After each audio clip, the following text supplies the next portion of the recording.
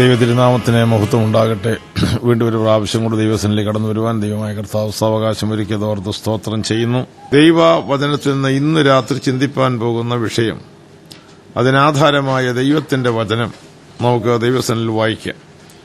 1 കൊരിന്ത്യർ 4 അധ്യായം 5 വാക്യം, 2 കൊരിന്ത്യർ 5 അധ്യായം 10 വാക്യം. 2 വാക്യങ്ങൾ തുടക്കമായി വായിച്ചാട്ട്. ആകയാൽ കർത്താവ് വരുവോളം സമയത്തിനു മുമ്പേ ഒന്നും വിധിക്കരുത്. അവൻ ഇരുട്ടിൽ മറഞ്ഞിരിക്കുന്ന വെളിച്ചത്താക്കി ഹൃദയങ്ങളുടെ ആലോചനകളെ വെളിപ്പെടുത്തും. അന്ന് ഓരോരുത്തന് ദൈവത്തിങ്കിൽ നിന്ന് പുകഴ്ചയുണ്ടാകും. അടുത്തൊരു വാക്യം കൂടെ വായിച്ചാട്ട്. 2 കൊരിന്ത്യർ 5:10 നേരത്തെ പറഞ്ഞു.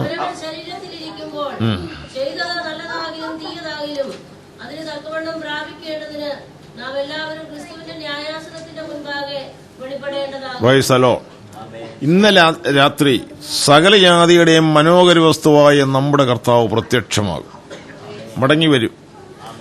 അതിനു മുൻപ് നടക്കേണ്ട 5 കാര്യങ്ങളെ സംബന്ധിച്ച് സംക്ഷിപ്തമായി തിരുവെഴുത്തുകൾ തെളിയിച്ച് സംസാരിച്ചു. ഇതൊക്കെ സംസാരിച്ചപ്പോൾ നിങ്ങൾ മനസ്സിലാക്കേണ്ട ഒരു കാര്യം, ഇത് സംഭവിക്കുന്നത് കാണുമ്പോൾ നമ്മുടെ വീണ്ടെടുപ്പടുത്തു എന്നറിഞ്ഞ് നമ്മുടെ തലകളെ നിവർത്തുവാനാണ് അരിമനാഥൻ പറഞ്ഞേക്കുന്നത്. ആ കേൾക്കപ്പെട്ട വചനത്തിന് മുൻപാകെ കർത്താവിന്റെ വരവ് വളരെ സമീപിച്ചിരിക്കാൻ നമ്മുടെ ഒരുക്കത്തിന്റെ നാളുകളാണിത് എന്ന് നിങ്ങൾ മനസ്സിലാക്കി എന്ന് ഞാൻ കരുതുന്നു. ഇന്ന് കർത്താവ് വന്നു കഴിഞ്ഞാൽ എന്ത് നടക്കും? അതാണ് വിഷയം. വിശ്വാസിയായാലും അവിശ്വാസിയായാലും സകല മനുഷ്യനും ഒന്നുപോലെ മനസ്സിലാക്കിയിരിക്കേണ്ട വളരെ പ്രധാനപ്പെട്ട കാര്യങ്ങൾ വളരെ വളരെ ശാന്തമായി നിങ്ങളുടെ മനസ്സിൽ പതിയത്തക്ക നിലയിൽ സംസാരിക്കാൻ ആഗ്രഹിക്കുന്നു. വളരെ പ്രാർത്ഥനയോടെ നിങ്ങളിരിക്കണം. ഇവിടെ ആ വാക്യം 1 കൊരിന്ത്യർ 4 അധ്യായം 5 വാക്യം ഒന്നുകൂടെ വായിച്ച് നിങ്ങളെ കേൾപ്പിക്കും. ആ വാക്യത്തിന്റെ ശക്തി മനസ്സിലാക്കുവാൻ വേണ്ടി ഒന്നുകൂടെ വായിച്ചാട്ട് കുഞ്ഞെ. അപ്പോൾ കർത്താവ് വരുവോളം. അടുത്ത വാക്ക് വായിച്ചേ. കർത്താവ് ഇരുട്ടിൽ മറഞ്ഞിരിക്കുന്നത് വെളിച്ചത്താക്കി ഇറയത്തിന്റെ ആലോചനകളെ വെളിപ്പെടുത്തും. അപ്പോൾ ശരി, കർത്താവ് വന്നു കഴിഞ്ഞ് എന്ത് നടക്കും? വരുവോളം വന്നു കഴിഞ്ഞ് കർത്താവ് വരുമ്പോൾ കർത്താവ് ചെയ്യുന്ന കാര്യം എന്താണെന്ന് അവിടെ എഴുതിയിരിക്കുന്നത്. ആദ്യം അത് മനസ്സിലൊന്ന് കയറട്ടെ. കർത്താവ് വരുമ്പോൾ ഹൃദയങ്ങളുടെ ഇരുട്ടിൽ മറഞ്ഞിരിക്കുന്നത് വെളിച്ചത്താക്കി ഹൃദയങ്ങളുടെ ആലോചനകളെ വെളിപ്പെടുത്തും. വരുന്നതിന് മുൻപല്ല, വന്നു കഴിഞ്ഞ്. സ്ഥലം എവിടെ വെച്ചാണ് ഇത് വെളിപ്പെടുത്തേണ്ടത്? ശരീരത്തിലിരുന്ന് ചിന്തിച്ചതും പ്രവർത്തിച്ചതും പറഞ്ഞതുമായ സകല കാര്യങ്ങളും യേശുക്രിസ്തുവിന്റെ ന്യായാസനത്തിന് മുൻപാകെ വെളിപ്പെടേണ്ടതാണ്. നാം എല്ലാവരും ക്രിസ്തുവിന്റെ ന്യായാസനം വെളിപ്പെടേണ്ടതാണ്. അവിടെയാണ് കാര്യങ്ങളുടെ തീർപ്പ്. ഇന്നത്തെ വിഷയത്തിലും വീണ്ടും വരവ് പ്രസക്തമാണ്. ഇതിലെ വീണ്ടും വരവിന്റെ അടയാളങ്ങളാണ് ആ സമയപരിധി ഇന്ന് സംസാരിച്ചത്. ഇന്ന് വീണ്ടും വരവെന്ന് പറഞ്ഞാൽ എന്ത്? ഒരു ചെറിയ അറിവ് തന്നതിന് ശേഷം വന്നു കഴിഞ്ഞുള്ള കാര്യങ്ങളിലേക്ക് ഞാൻ പ്രവേശിക്കുക.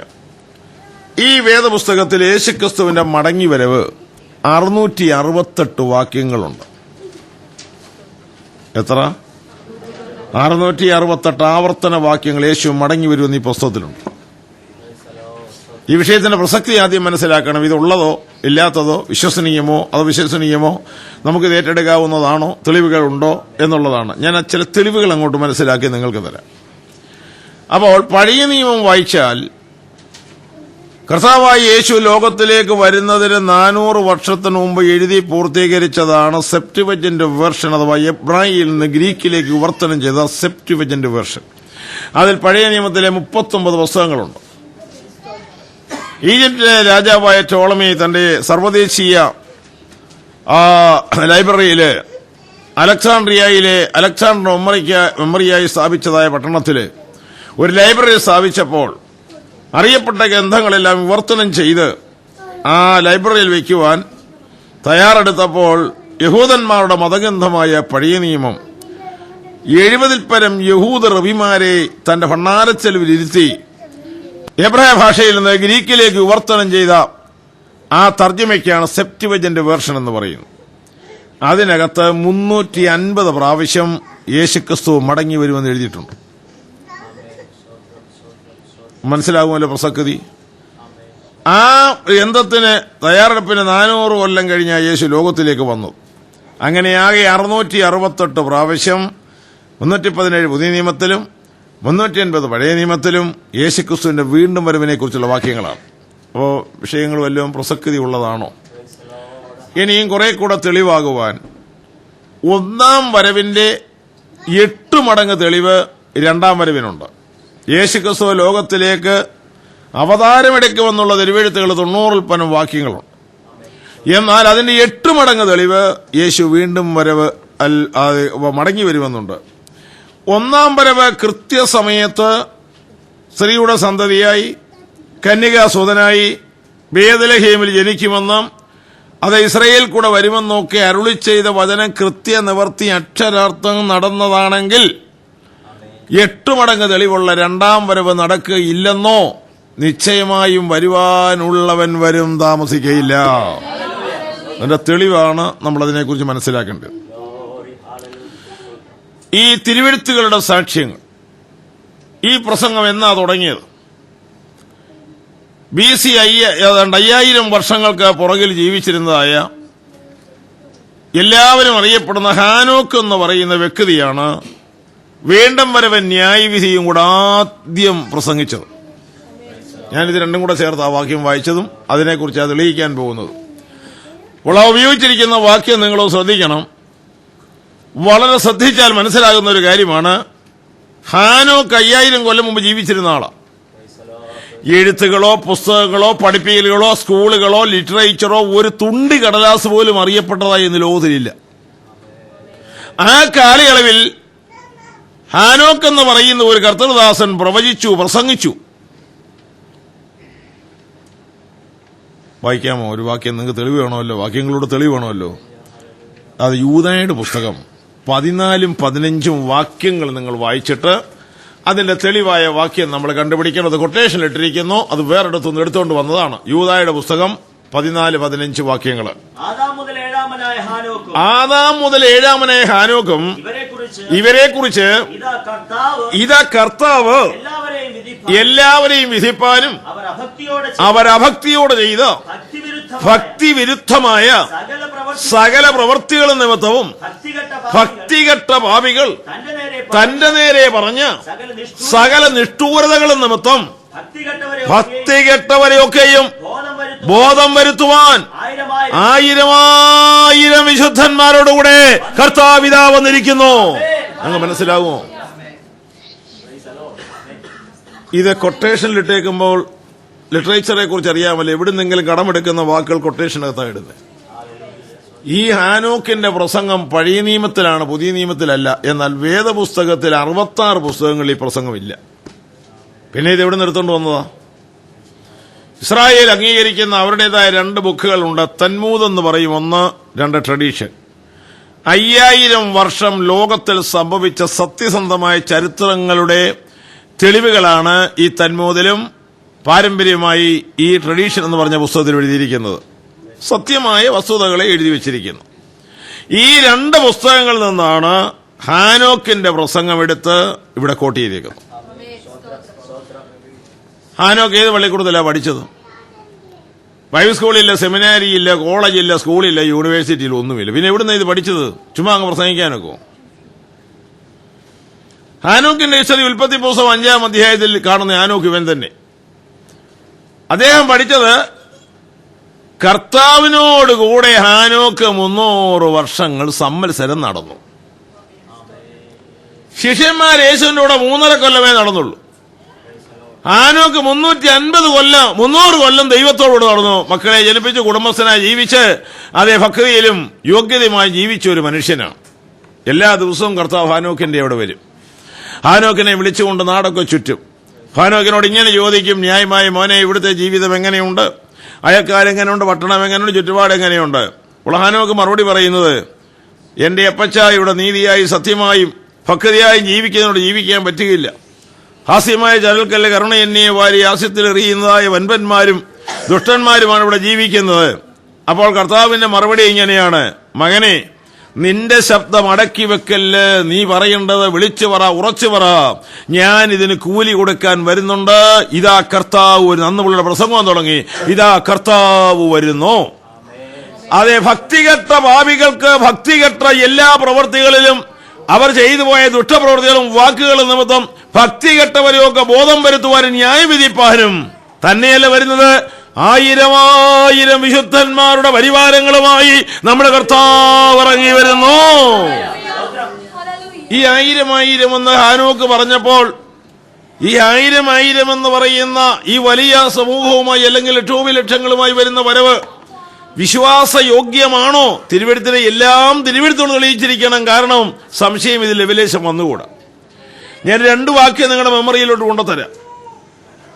സക്കറിയാവിന്റെ പുസ്തകം 14-ാം അധ്യായം 5-ാം വാക്യം നിങ്ങൾ വായിക്കുമ്പോൾ സക്കറിയ പ്രവാചകൻ ഇന്നേക്ക് 2500 കൊല്ലത്തിന് മുമ്പ് പറഞ്ഞത്, അങ്ങനെ ഹാനോക്ക് പറഞ്ഞ് 2500 കൊല്ലത്തിന് ശേഷം പറഞ്ഞ ഒരു പ്രവചനമാണത്. പിന്നെ അവിടെ എഴുതിയേക്ക് സക്കറിയ 14:5 ഒളിവിലത്തെ വാചകം എന്താണെന്ന് അറിയാമോ? ഇതാ എന്റെ ദൈവമായ യഹോവയും തന്നോടുകൂടെ സകല വിശുദ്ധന്മാരും വന്നിരിക്കുന്നു. കർത്താവിനോടുകൂടെ തന്റെ സകല വിശുദ്ധന്മാരും ഇതാ വന്നിരിക്കുന്നു. അപ്പോൾ നിങ്ങൾക്ക് മനസ്സിലാകേണ്ട ഒരു കാര്യം, നമ്മുടെ കർത്താവ് തന്നെയല്ല വരുന്നത്, മഹത്വ പ്രത്യക്ഷതയാണ് ഈ പറയുന്നത്. 1000 വിശുദ്ധന്മാരോട് വന്നിരിക്കുന്നു. ഹാനോക്കിനോട് സംസാരിച്ച കർത്താവ് സെക്കറിയാവിനോട് സംസാരിച്ചു. അങ്ങനെ തന്നെയാണ്. പുതിയ നിയമത്തിൽ 3:13 1 തെസ്സലോനി നിങ്ങൾ നോക്കിക്കാട്ടെ. 3:13 1 തെസ്സലോനി 3:13 നോക്കിക്കാട്ടെ. നമ്മുടെ കർത്താവായ യേശുക്രിസ്തുവിന്റെ പ്രത്യക്ഷത 1000 വിശുദ്ധന്മാരുമായി അവൻ വരുന്ന പ്രത്യക്ഷതയെന്ന് അവിടെ ആ വാക്യം വായിച്ചാട്ടു. യേശു തന്റെ സകല വിശുദ്ധന്മാരുമായി വരുന്ന പ്രത്യക്ഷതയിൽ നമ്മുടെ ദൈവവും പിതാവുമായവന്റെ അപ്പൊ കർത്താവ് വരുന്നത് എങ്ങനെ? സകല വിശുദ്ധന്മാരുമായി നമ്മുടെ കർത്താവ് വരുന്നു. അത് മഹത്വ പ്രത്യക്ഷതയാണ്. ഈ പറഞ്ഞ 3 വാക്യങ്ങളും സഭയെ ചേർക്കാൻ വരുന്ന വരവല്ല. സഭയെ ചേർത്ത് വനമുഖങ്ങളിൽ കയറിപ്പോയാൽ 7 വർഷം അതേ സ്വർഗത്തിൽ വസിക്കുകയും ഭൂമിയിൽ മഹോദരവും നടക്കുകയും ചെയ്യും. ഈ മഹോദരവത്തിന്റെ സമാപനത്തിൽ സ്വർഗത്തിൽ പ്രോഗ്രാമും പരിപാടികളും കുഞ്ഞാടിന്റെ കല്യാണം വരെയുള്ള പ്രോഗ്രാമെല്ലാം നടന്ന് കർത്താവും തന്റെ വിശുദ്ധന്മാരെ ഭൂമിയിലേക്ക് ഇറങ്ങി വരും. അതാണ് ഈ 3 ഭേദഭാഗങ്ങളിൽ 1000 വിശുദ്ധന്മാർ വരുന്നുവെന്ന് എഴുതപ്പെട്ട കാര്യം.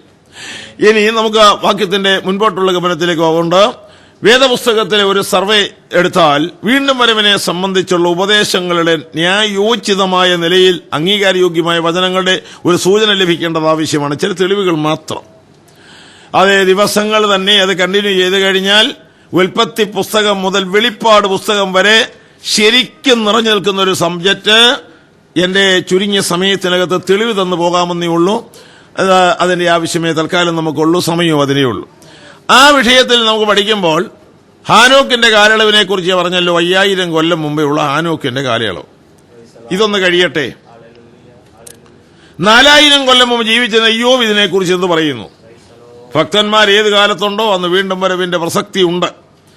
നിങ്ങൾ അതിന് 19-ാം അധ്യായം നോക്കിയാട്ട് ഇയ്യോബിന്റെ പുസ്തകം 19-ാം അധ്യായം അതിന് 25, 26, 27 മനസ്സിലാകുന്ന ഭാഷയെ പറയാം. നമ്മുടെ വീണ്ടെടുപ്പുകാരൻ ജീവിച്ചിരിക്കുന്നവനാണ്. അവൻ മരിക്കത്തില്ല. അവൻ മരണത്തെ ജയിച്ചവനാണ്. എന്നെ വീണ്ടെടുക്കുന്നവൻ ജീവിച്ചിരിക്കുന്നു. അടുത്ത വാക്ക്, അവൻ ഒടുവിൽ പൊടിമേൽ നിൽക്കും. ഇതിന്റെ അർത്ഥം ഈ മലയാള തർജ്ജിമയിൽ പൊടിമേലെന്നേ ഉള്ളൂ. പഴയ മലയാളത്തിന്റെ ആദ്യ വിവർത്തന പുസ്തകത്തിനകത്തും മറ്റു ഭാഷാന്തരങ്ങളിലും അവൻ ഒടുവിൽ ഭൂമിമേൽ നിൽക്കുമെന്ന് എന്ന് പറഞ്ഞാൽ മധ്യാകാശത്ത് ഒരു ഭൂമിക്കും ആകാശമണ്ഡലത്തിനും ഇടയ്ക്ക് നമ്മുടെ കർത്താവ് വന്നു നിൽക്കുമെന്ന ഇയ്യോബ് കണ്ട കാഴ്ച 4000 കൊല്ലം മുമ്പ് എഴുതി വെച്ചതാണ്. ഇതാ നമ്മുടെ കർത്താവ് വരുന്നു, എന്റെ വീണ്ടെടുപ്പുകാരൻ വരുന്നു, അവൻ ഒടുവിൽ പൊടിമേൽ ഭൂമിമേൽ നിൽക്കും. അടുത്ത വാക്യം വായിച്ച് അടുത്ത് നടക്കുന്ന കാര്യം എന്തുവാന്ന്? എന്റെ തൊക്ക്, യോബിന്റെ തൊക്ക് ഇങ്ങനെ നശിച്ച് ദ്രവിച്ച ഈ അഗ്നി പരിശോധനയിൽ അവൻ ആകെ തീർന്നുപോയെന്ന് പറഞ്ഞാലും അടുത്ത വാക്ക് എന്താണെന്നറിയാമോ? ദേഹസഹിതനായി ഞാൻ ദേഹസഹിതനായി ദൈവത്തെ കാണും. Price the Lord. ഞാൻ ദേഹമുള്ളവനായി ഇവിടെ ദ്രവിച്ച് മുഴുത്ത് മരിച്ച് എല്ലാം തീർന്നു പോയാൽ എന്റെ കർത്താവ് വീണ്ടെടുപ്പുകാരൻ വരുമ്പോൾ അതേ വിൺമയമായ ആ അനുഭവത്തിലേക്ക് എന്റെ മൺമയമായ ശരീരത്തെ ആ വിൺമയമാക്കി തീർക്കോ. എന്റെ ശരീരത്തോട് കൂടെ ഞാൻ കർത്താവിനെ കാണും. പ്രത്യാശ എന്താ നോക്കിയേ. എല്ലാവരും പരിഹസിച്ച് എല്ലാവരും നഷ്ടപ്പെട്ടിരിക്കുന്ന ഒരു മനുഷ്യൻ പറയുന്നത് ഈ പോയത് സാരമില്ല, എന്റെ വീണ്ടെടുപ്പുകാരൻ ജീവിക്കുന്നു. അടുത്ത വാക്കൊന്ന് വായിച്ചേ. ഞാൻ അടുത്ത വാക്ക് വായിച്ചേ. ഞാൻ തന്നെ അവനെ കാണും, പകരക്കാരനല്ല. അടുത്ത വാക്ക് അന്യനല്ല. എന്റെ സ്വന്തം കണ്ണുകൊണ്ട് ഞാൻ എന്റെ കർത്താവിനെ കാണും. 5 വട്ടമാണ് അദ്ദേഹം അവിടെ ഇരുന്ന് പറഞ്ഞത്. എന്റെ കണ്ണ് കാണും, ഞാൻ കാണും, ദേഹസ്ഥിതനായി കാണും, എന്റെ സ്വന്തം കണ്ണുകൊണ്ട് കാണും. ഭക്തന്മാര് ഏത് കാലത്തുണ്ടോ അന്ന് വീണ്ടും വരവിന്റെ ഉപദേശമുണ്ട്. അതിന്റെ ഒടുവിലത്തെ വാക്യത്തിൽ യോബ് ഒരു തീർപ്പ് തീർപ്പിട്ടുണ്ട്. ആ തീർപ്പ് എന്താണെന്നറിയാമോ? 29 വാക്യത്തിൽ പറഞ്ഞിട്ടൊരു വാക്കുണ്ട്. ഒടുവിൽ വാളിനെ പേടിപ്പീൻ, ക്രോധം വാളിനെ ശിക്ഷയ്ക്ക് കാരണം. അടുത്ത വാക്ക് ഒരു ന്യായവിധി ഉണ്ടെന്ന്. ഈ ഉപദേശം പുത്തരിയല്ല. ഈ എടുക്കപ്പെടലും വീണ്ടും വരവും ന്യായവിധിയും പുതിയ ഉപദേശമല്ല. ഇത് 4000 കൊല്ലം മുമ്പ് എഴുതി വെച്ച കാര്യമായത്. അപ്പൊ വിശ്വാസയോഗ്യമാണല്ലോ. നമ്മൾ കാര്യകാരണ സഹിതം വേണം അത് തെളിയിക്കാമോ, തെളിവുണ്ടോ എന്നുള്ള നിലയിൽ വേണം കാര്യങ്ങൾ പഠിക്കാൻ. അതുകൊണ്ട് ഇന്ന് വന്നിരിക്കുന്ന ദൈവമക്കളെ, നമ്മേക്കാൾ എത്രയോ സഹസ്രങ്ങളപ്പുറം ജീവിച്ചിരുന്ന ഭക്തന്മാർക്ക് വിശ്വാസമുണ്ടായിരുന്നു കർത്താവിന്റെ മടങ്ങിവരവ്. ഉപദേശമുണ്ട്, പഠിപ്പിക്കലുണ്ട്. 24 1 വായിച്ചാട്ട് ന്യായവിധിയെക്കുറിച്ച്. ഇവിടെ വീണ്ടും വരവിൻ ന്യായവിധി കൂടാണെങ്കിൽ ന്യായവിധിയെക്കുറിച്ച് ഒരു പ്രസ്താവനയെ അവിടെ യോബ് ചെയ്യുന്ന 24 1 വാക്യം ഒന്ന് വായിച്ചാട്ട്. സർവശക്തൻ ശിക്ഷാ സമയങ്ങളെ നിയമിക്കാത്തതും അവന്റെ ഭക്തന്മാർ വിസ്താര ദിവസങ്ങളെ കാണാതിരിക്കുന്നതുമെന്ത്. നിങ്ങൾക്ക് എന്നാ മനസ്സിലായോ? പാവിയുടെ കാര്യമല്ല, ജാതികളുടെ കാര്യമല്ല, രോഗിയുടെ കാര്യമല്ല, നിരീശ്വരന്മാരുടെ കാര്യമല്ല. വളരെ പ്രത്യേകമായി പഠിക്കണം. അവന്റെ ഭക്തന്മാരായ ജനത്തിന് അവന്റെ ന്യായവിസ്താര ദിവസങ്ങൾ ഉണ്ട്. അല്ലെങ്കിൽ 2 കൊരിന്ത്യർ 5:10 രണ്ടാമത് വായിച്ച വാക്യമുണ്ടല്ലോ, ക്രിസ്തുവിന് ന്യായാസനം നിൽക്കണമെന്ന്. നമ്മളെല്ലാവരും നിൽക്കേണ്ടതാണെന്ന് ഈ ഭക്തന്മാർക്കൊരു ബോധമില്ലാത്തത് എന്താണെന്ന്. പല ഭക്തന്മാരുടെയും ക്രിസ്ത്യാനിയുടെയും പോക്ക് കണ്ടാൽ അവിടെ ചെന്ന് കണക്ക് കൊടുക്കണമെന്നൊരു ചിന്തയില്ലാതെ പോകുന്നത് എന്താണെന്ന് അന്ന് പറഞ്ഞെങ്കിൽ ഇന്ന് പിന്നെ എത്ര വട്ടം പറയേണ്ടി വരും. എന്നെ കേൾക്കുന്നവരാദ്യം മനസ്സിലാക്കണം, നമ്മുടെ പോക്കിന് കണക്ക് കൊടുക്കേണ്ടത് ഗവൺമെന്റിലല്ല, കൊടുക്കേണ്ടത് കൊടുത്തോണം. നമ്മുടെ ഓഫീസിലല്ല, അത് കൊടുക്കേണ്ടത് കൊടുത്തു. വീട്ടിലല്ല, നമ്മുടെ ജീവിതത്തിന്റെ കണക്കെഴുത്തിൻ പ്രമാണി കണക്ക് ചോദിക്കുമ്പോൾ ശരിക്കൊരു ഉത്തരം നൽകാൻ നിനക്ക് വല്ലതുമുണ്ടെന്ന് കവിമാര് പോലും പാടിയിട്ടുണ്ട്. അപ്പോൾ സഹോദരന്മാരെ, നമുക്കൊടുവിൽ നമ്മുടെ ജീവിതത്തിന്റെ കണക്ക് കൊടുക്കേണ്ടത് ക്രിസ്തുവിന്റെ ന്യായാസനത്തിലാണിത്. യോബ് പറഞ്ഞു, ഭക്തന്മാർക്ക് ന്യായവിധി ഉണ്ടെന്ന് ഒരു വിവരമില്ലാത്തത് എന്താണെന്ന്. ഞാനത് മുമ്പോട്ട് തെളിയിച്ചു വരുമ്പോൾ കാര്യം മനസ്സിലാകും. അതുകൊണ്ട് എല്ലാവരും ഓർത്തോടെ, എത്ര മഹാഭക്തനായാലും ന്യായവിധിയുണ്ട്. എന്നാൽ ക്രിസ്തുവേശുവിൽ ഉള്ളവർക്ക് ഇപ്പോൾ ശിക്ഷാവിധിയില്ല, എന്നാൽ ന്യായവിധി ഉണ്ട്. അത് ക്രിസ്തുവിന്റെ ന്യായാസനത്തിലാണ്. അവിടുന്ന് ആരെയും ശിക്ഷിച്ച് നരകത്തിൽ വിടത്തില്ല. അവിടെ അർഹമായത് ലഭ്യമാകുവാൻ ആ കോടതി വിചാരണ കഴിയുമ്പോൾ കാര്യപരിപാടി മുമ്പോട്ട് നീങ്ങും. അപ്പോൾ ന്യായവിധിയും വീണ്ടും വരുമോ എന്നുള്ള പ്രസംഗം 4000 കൊല്ലം മുമ്പ് ശക്തമായി പഠിപ്പിക്കലാണെന്ന് നിങ്ങൾക്ക് മനസ്സിലാക്കുവാൻ അതേ ബുദ്ധിമുട്ടില്ലല്ലോ. ആ വേദവാക്യങ്ങൾ അങ്ങനെ അവിടെ നിൽക്കട്ടെ. അടുത്തത് 3000 കൊല്ലം മുമ്പ് ജീവിച്ചിരുന്ന ഒരു ഭക്തനെ സംബന്ധിച്ചെടുക്കുകയാണ്. എല്ലാ തെളിവുകളാണ് ഞാനിപ്പോൾ തരുന്നത്. ആ തെളിവുകൾ എന്തിന്? ഇത് വിശ്വാസയോഗ്യമാക്കേണ്ടതിന്. 3000 കൊല്ലം മുമ്പ് ജീവിച്ചിരുന്ന ഈ ആസാഫ്, ഇസ്രായേലിലെ സംഗീതക്കാരുടെ പ്രമാണിയാണ് ആസാഫ്. ഒരു നല്ല ഭക്തനായ മനുഷ്യനാണ് ആസാഫ്. തന്നെ കുറിച്ച് ഒട്ടുവളരെ കാര്യങ്ങൾ പറയാനുണ്ട്. എങ്കിലും അതിന്റെ അല്ല ആവശ്യം. അദ്ദേഹം പ്രാപിച്ചതായ ദൈവിക പരിജ്ഞാനത്തിലൂടെ ഈ സബ്ജക്റ്റ് അവതരിപ്പിച്ചിരിക്കുന്ന ഭംഗി നമ്മളൊന്ന് അറിയേണ്ടത് ആവശ്യമാണ്. ഏതൊരു വിഷയം സംസാരിച്ചാലും കാര്യകാരണ സഹിതം അതിന്റെ ആ തെളിവുകൾ മനസ്സിലാക്കിയിരിക്കണല്ലോ. 50-ാം സങ്കീർത്തനം ഞാൻ പറയുന്ന ഓർഡർ വാക്യം വായിക്കണം. എല്ലാം അതിനകത്തുണ്ട്. ഇതുപോലൊരു സങ്കീർത്തനങ്ങളിലില്ല. ഒരധ്യായത്തിൽ തന്നെ സകല തെളിവുകളിലൂടെ തന്നിട്ടുണ്ട്. അതുകൊണ്ട് ശ്രദ്ധിച്ച് വാക്യങ്ങൾ ശ്രദ്ധിച്ചാട്ട്. 50-ാം സങ്കീർത്തനം 3-ാമത്തെ വാക്യം. നമ്മുടെ ദൈവം വരുന്നു, മൗനമായി ഉണ്ടായിരിക്കുകയില്ല. ഒന്നിക്കണേ, നമ്മുടെ ദൈവം വരുന്നു. നിങ്ങൾക്ക് ആർക്കെങ്കിലും തർക്കമുണ്ടോ? ദൈവം വരുന്നു, ദൈവത്തെ കാണും. യേശുക്രിസ്തു വരുന്നു, ദൈവം വരുന്നു എന്ന് പറഞ്ഞാൽ രണ്ടും രണ്ടുപേരാണോ? നിങ്ങളുടെ മധ്യത്തിൽ തെളിയിക്കേണ്ട വലിയ കാര്യമൊന്നുമില്ല. യേശുക്രിസ്തു ദൈവാദി ദൈവമാണ്. സകല ദൈവോടും കൂടെ പഴയ നിയമം പുതിയ നിയമം വെച്ച് പഠിക്കാവുന്ന കാര്യമാണ്. യെശയ്യാ 9-6 നമ്മുടെ പ്രവചനത്തിൽ ക്രിസ്തുവിന്റെ മനുഷ്യാവതാരത്തിന് മുമ്പ് ക്രിസ്തു ആരാണെന്ന് തെളിയിക്കപ്പെട്ടിരിക്കുന്ന ആ വാക്യത്തിൽ നമുക്കൊരു ശിശു ജനിച്ചു, നമുക്കൊരു മകൻ നൽകപ്പെട്ടിരിക്കുന്നു. അവൻ അത്ഭുത മന്ത്രി, വീരനാം ദൈവം. വീരനാം ദൈവം കൊച്ചു ദൈവമെന്നല്ല. വീരനാം ദൈവം, നിത്യപിതാവ്, സമാധാന പ്രഭു എന്നീ നിലകളിൽ അവൻ വിളിക്കപ്പെടും. അപ്പോൾ നിത്യപിതാവ്, അവൻ വീരനാം ദൈവം എന്നുള്ള വസ്തുത മനസ്സിലാക്കണം. യോഹന്നാന്റെ സുവിശേഷം 5-ാം ഒടുവിലത്തെ വാക്യം വായിക്കുമ്പോൾ അവൻ സത്യദൈവവും നിത്യജീവനുമാണെന്ന് മനസ്സിലാക്കുവാൻ കഴിയുന്നു. റോമാലേഖനം 9-6 നിങ്ങളൊന്ന് വായിച്ചു നോക്കിക്കേ. അവിടെ യേശുക്രിസ്തുവിന് ദൈവത്വത്തെ കൊടുത്തിരിക്കുന്നത് മനസ്സിലാക്കുമ്പോൾ ഈ കാര്യത്തിന് കുറെ കൂടെ വെളിച്ചം വീശുന്നതാണ്. ദൈവമെന്ന് അവിടെ വെച്ചിരിക്കുന്നത് ക്രിസ്തുവിനെയാണ്. വായിച്ചാട്ട്.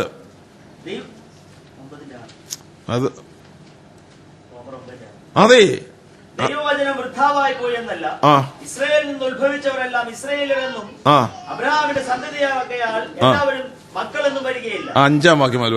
5-ാം വാക്യം ഒരു വാക്യം കൊണ്ട് പറഞ്ഞു. പിതാക്കന്മാരും അവർക്കുള്ളവർ തന്നെ ജഡപ്രകാരം ക്രിസ്തുവും അവരിൽ നിന്നല്ലോ ഉത്ഭവിച്ചത്. അടുത്തത്, അവൻ സർവത്തിനും മീതെ ദൈവമായി എന്നും എന്നേക്കും വാഴ്ത്തപ്പെട്ടവൻ. യേശുക്രിസ്തു സർവത്തിനും മീതെ ദൈവാദി ദൈവമായി എന്നും എന്നേക്കും വാഴ്ത്തപ്പെട്ടവൻ. അപ്പൊ ദൈവം വരുന്നെന്ന് പറഞ്ഞാൽ ദൈവം ദൈവം തന്നെയാണ്. അത് ക്രിസ്തുവിനെ ഉദ്ദേശിച്ചാണ്.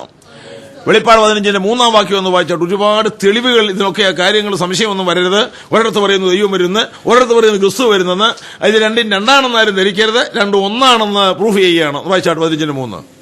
അവർ ദൈവത്തിന്റെ ദാസനായ മോശയുടെ പാട്ടും കുഞ്ഞാടിന്റെ പാട്ടും പാടി ചൊല്ലിയത്, സർവശക്തിയുള്ള ദൈവമായ കർത്താവേ, സർവശക്തിയുള്ള ദൈവമായ കർത്താവേ, നിന്റെ പ്രവർത്തികൾ വലുതും അത്ഭുതവുമാകയാൽ സർവജാതികളുടെയും രാജാവേ, നിന്റെ വഴികൾ നീതിയും. Price the Lord. സർവശക്തിയുള്ള ദൈവമായ കർത്താവായ ക്രിസ്തു സർവജാതികളുടെ രാജാതിരാജാവാണ്. ഇനി സംശയിക്കേണ്ട, ബലവത്തായി വിശ്വസിക്കൂ. ക്രിസ്തു തന്നെ ദൈവമെന്ന് പറഞ്ഞാൽ, വരുന്നു എന്ന് പറഞ്ഞാൽ, ക്രിസ്തു വരുന്നു എന്ന് പറഞ്ഞാൽ രണ്ടും ഒരേ ആളിനെയാണ് കാണിക്കുന്ന, ആളത്വത്തെയാണ് കാണിക്കുന്നത്. മനസ്സിലാക്കി ഉറപ്പായി വിശ്വസിക്കുക. അപ്പോൾ 3-ാം വാക്യത്തില് നമ്മുടെ ദൈവം വരുന്നു. എങ്ങനെ വരുന്നു? അടുത്ത വാചകം നിങ്ങൾ നോട്ട് ചെയ്യും. നിങ്ങൾ വളരെ ഏകാഗ്രതയോട്ടിരിക്കണം. ഞാൻ ഈ ചോദിക്കുന്നത് പരീക്ഷിക്കാനൊന്നുമല്ല, കോൺസെൻട്രേഷന് വേണ്ടിയാണ്. അവിടെ ഉപയോഗിച്ചിരിക്കുന്ന വാക്ക് എന്തുവാ? നമ്മുടെ ദൈവം വരുന്നു, മൗനമായിരിക്കുകയില്ല. അതിന്റെ അർത്ഥം എന്തുവാ? കർത്താവായ യേശുവിന്റെ രഹസ്യപ്രത്യക്ഷതയിൽ സഭയെ ചേർക്കാൻ, വിശുദ്ധന്മാരെ ചേർക്കാൻ വരുന്ന വരവാണ് ഈ സങ്കീർത്തനം ആദ്യന്തം പറഞ്ഞിരിക്കുന്നത്. വളരെ വളരെ വളരെ തെളിവുകളോടുകൂടെ പറഞ്ഞിരിക്കുകയാണ്. അവിടെ ഉപയോഗിച്ചിരിക്കുന്ന വാക്ക് നമ്മുടെ ദൈവം വരുന്നു, മൗനമല്ല. പക്ഷേ രഹസ്യപ്രത്യക്ഷതയാണ്. പിന്നെ മൗനമല്ലെന്ന് പറഞ്ഞാൽ പിന്നെ എങ്ങനെയാ വരുന്നേ വിശുദ്ധന്മാരെ ചേർക്കാൻ? പറയാം. 1 Thessalonians 4-16 വാക്യണ്ട, ഞാനങ്ങ് പറഞ്ഞു വിട്ടേക്കാം. 16-ാം വാക്യം മുതൽ 18-ാം വാക്യം വരെ ഇങ്ങനെ എഴുതിയിരിക്കുന്നു. എങ്ങനെ വരുന്നു? മൗനമായിട്ടല്ല. കർത്താവ് താൻ ഗംഭീരനാദത്തോടും. മൗനമാണോ? പ്രധാനത്തിന്റെ ശബ്ദത്തോടും കൂടെ. മൗനമാണോ? ദൈവത്തിന്റെ കാഹളത്തോടും കൂടെ സ്വർഗത്തിൽ ഇറങ്ങി വരും. മൗനമാണോ? ഇതാ മൗനമല്ലെന്ന് അവിടെ എഴുതി വെച്ചത്. വേദപുസ്തകത്തിൽ ഒരിടത്തൊരു വാക്കുണ്ടെങ്കിൽ പ്രൂവ് ചെയ്യാൻ മറ്റു സ്ഥലത്തേക്ക് പോകേണ്ടി വരും. അതാണ് വേദപുസ്തക വ്യാഖ്യാന ശാസ്ത്രം. അത് ഉപദേശത്തിനോ അടിസ്ഥാനത്തിനോ തെറ്റുവരാതെ വേണം അത് കൈകാര്യം ചെയ്യുവാൻ. അപ്പോൾ വരുന്നത് ഇതാണ് വിധം വരവ്. ആ വിശുദ്ധന്മാരെ ചേർക്കാൻ വരുന്ന വരവാണ്. അത് രഹസ്യ പ്രത്യക്ഷതയാണ്. അവിടെ ഉപയോഗിച്ചിരിക്കുന്ന 3 വാക്ക് ആദ്യം മൗനമല്ല, പിന്നെ ഇങ്ങനെയാണ് കാര്യങ്ങളുടെ നടത്തിപ്പെന്നുള്ളതിന്റെ തെളിവാണ് അവിടെ തന്നിരിക്കുന്നത്. അപ്പോൾ മൗനമായിട്ടല്ല നമ്മുടെ കർത്താവ് വരുന്നത്. അത് ഗംഭീരനാദത്തോടും പ്രാരശബ്ദത്തോടും ദൈവകാലത്തോടും കൂടെയാണ് വരുന്നത്. എന്തിനു വരുന്നു? യേശുക്രിസ്തു നമ്മുടെ കർത്താവ് എന്തിനു വരുന്നു? എന്തിനു വരുന്നെന്ന് ഞാൻ ചോദിച്ചാലും ചോദിച്ചില്ല, നിങ്ങൾക്കറിയാം. തന്റെ നിക്ഷേപത്തെ എടുത്തുകൊണ്ട് പോകാനാണ് വരുന്നത്. എന്നാൽ അതുപോലെ വാക്യം വേണ്ടേ? 5-ാം വാക്യം വായിച്ചാട്ട് സെയിം സാംസൺ എടുത്ത് 5-ാം വാക്യം നോക്കിക്കാട്ട് എന്തിന് കർത്താവ് വരുന്നു?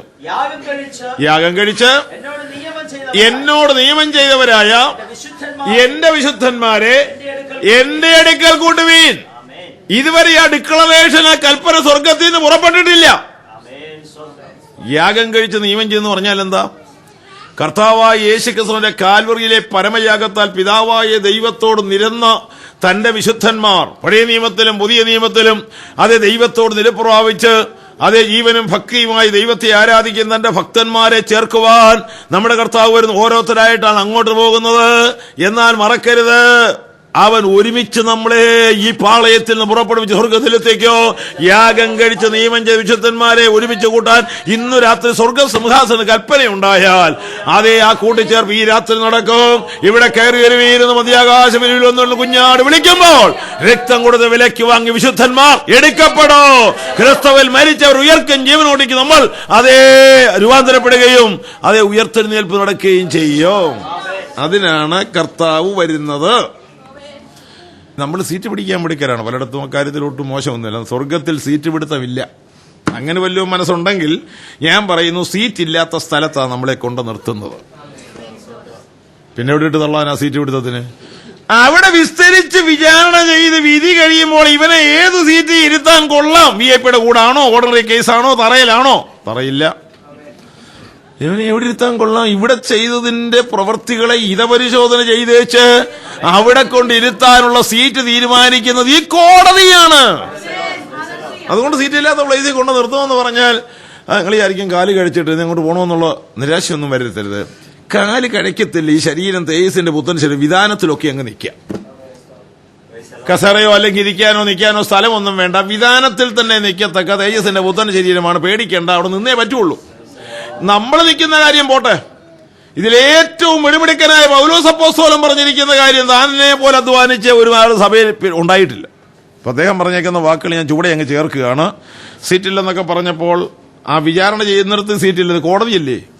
ഏത് കോടതിയിലാണ് സീറ്റിട്ട് ഈ പ്രതികളെയും വാദികളെയും ഒക്കെ അവിടെ ഇരുത്തുന്നത്? എന്നാൽ ഈ കോടതിയും കോടതിയുടെ ഭാഷ തന്നെയാണ്.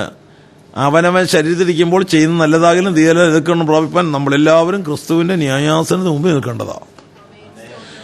ഇനി അടുത്തത് റോമാലേഖനം 15-ാം അധ്യായത്തിന്റെ 14-ാം അധ്യായത്തിന്റെ 10-ാം വാക്യം ഒന്ന് വായിച്ചേ. ഇതൊക്കെ ശരിയാണോ എന്ന് വരവ് വെച്ച് നോക്ക്.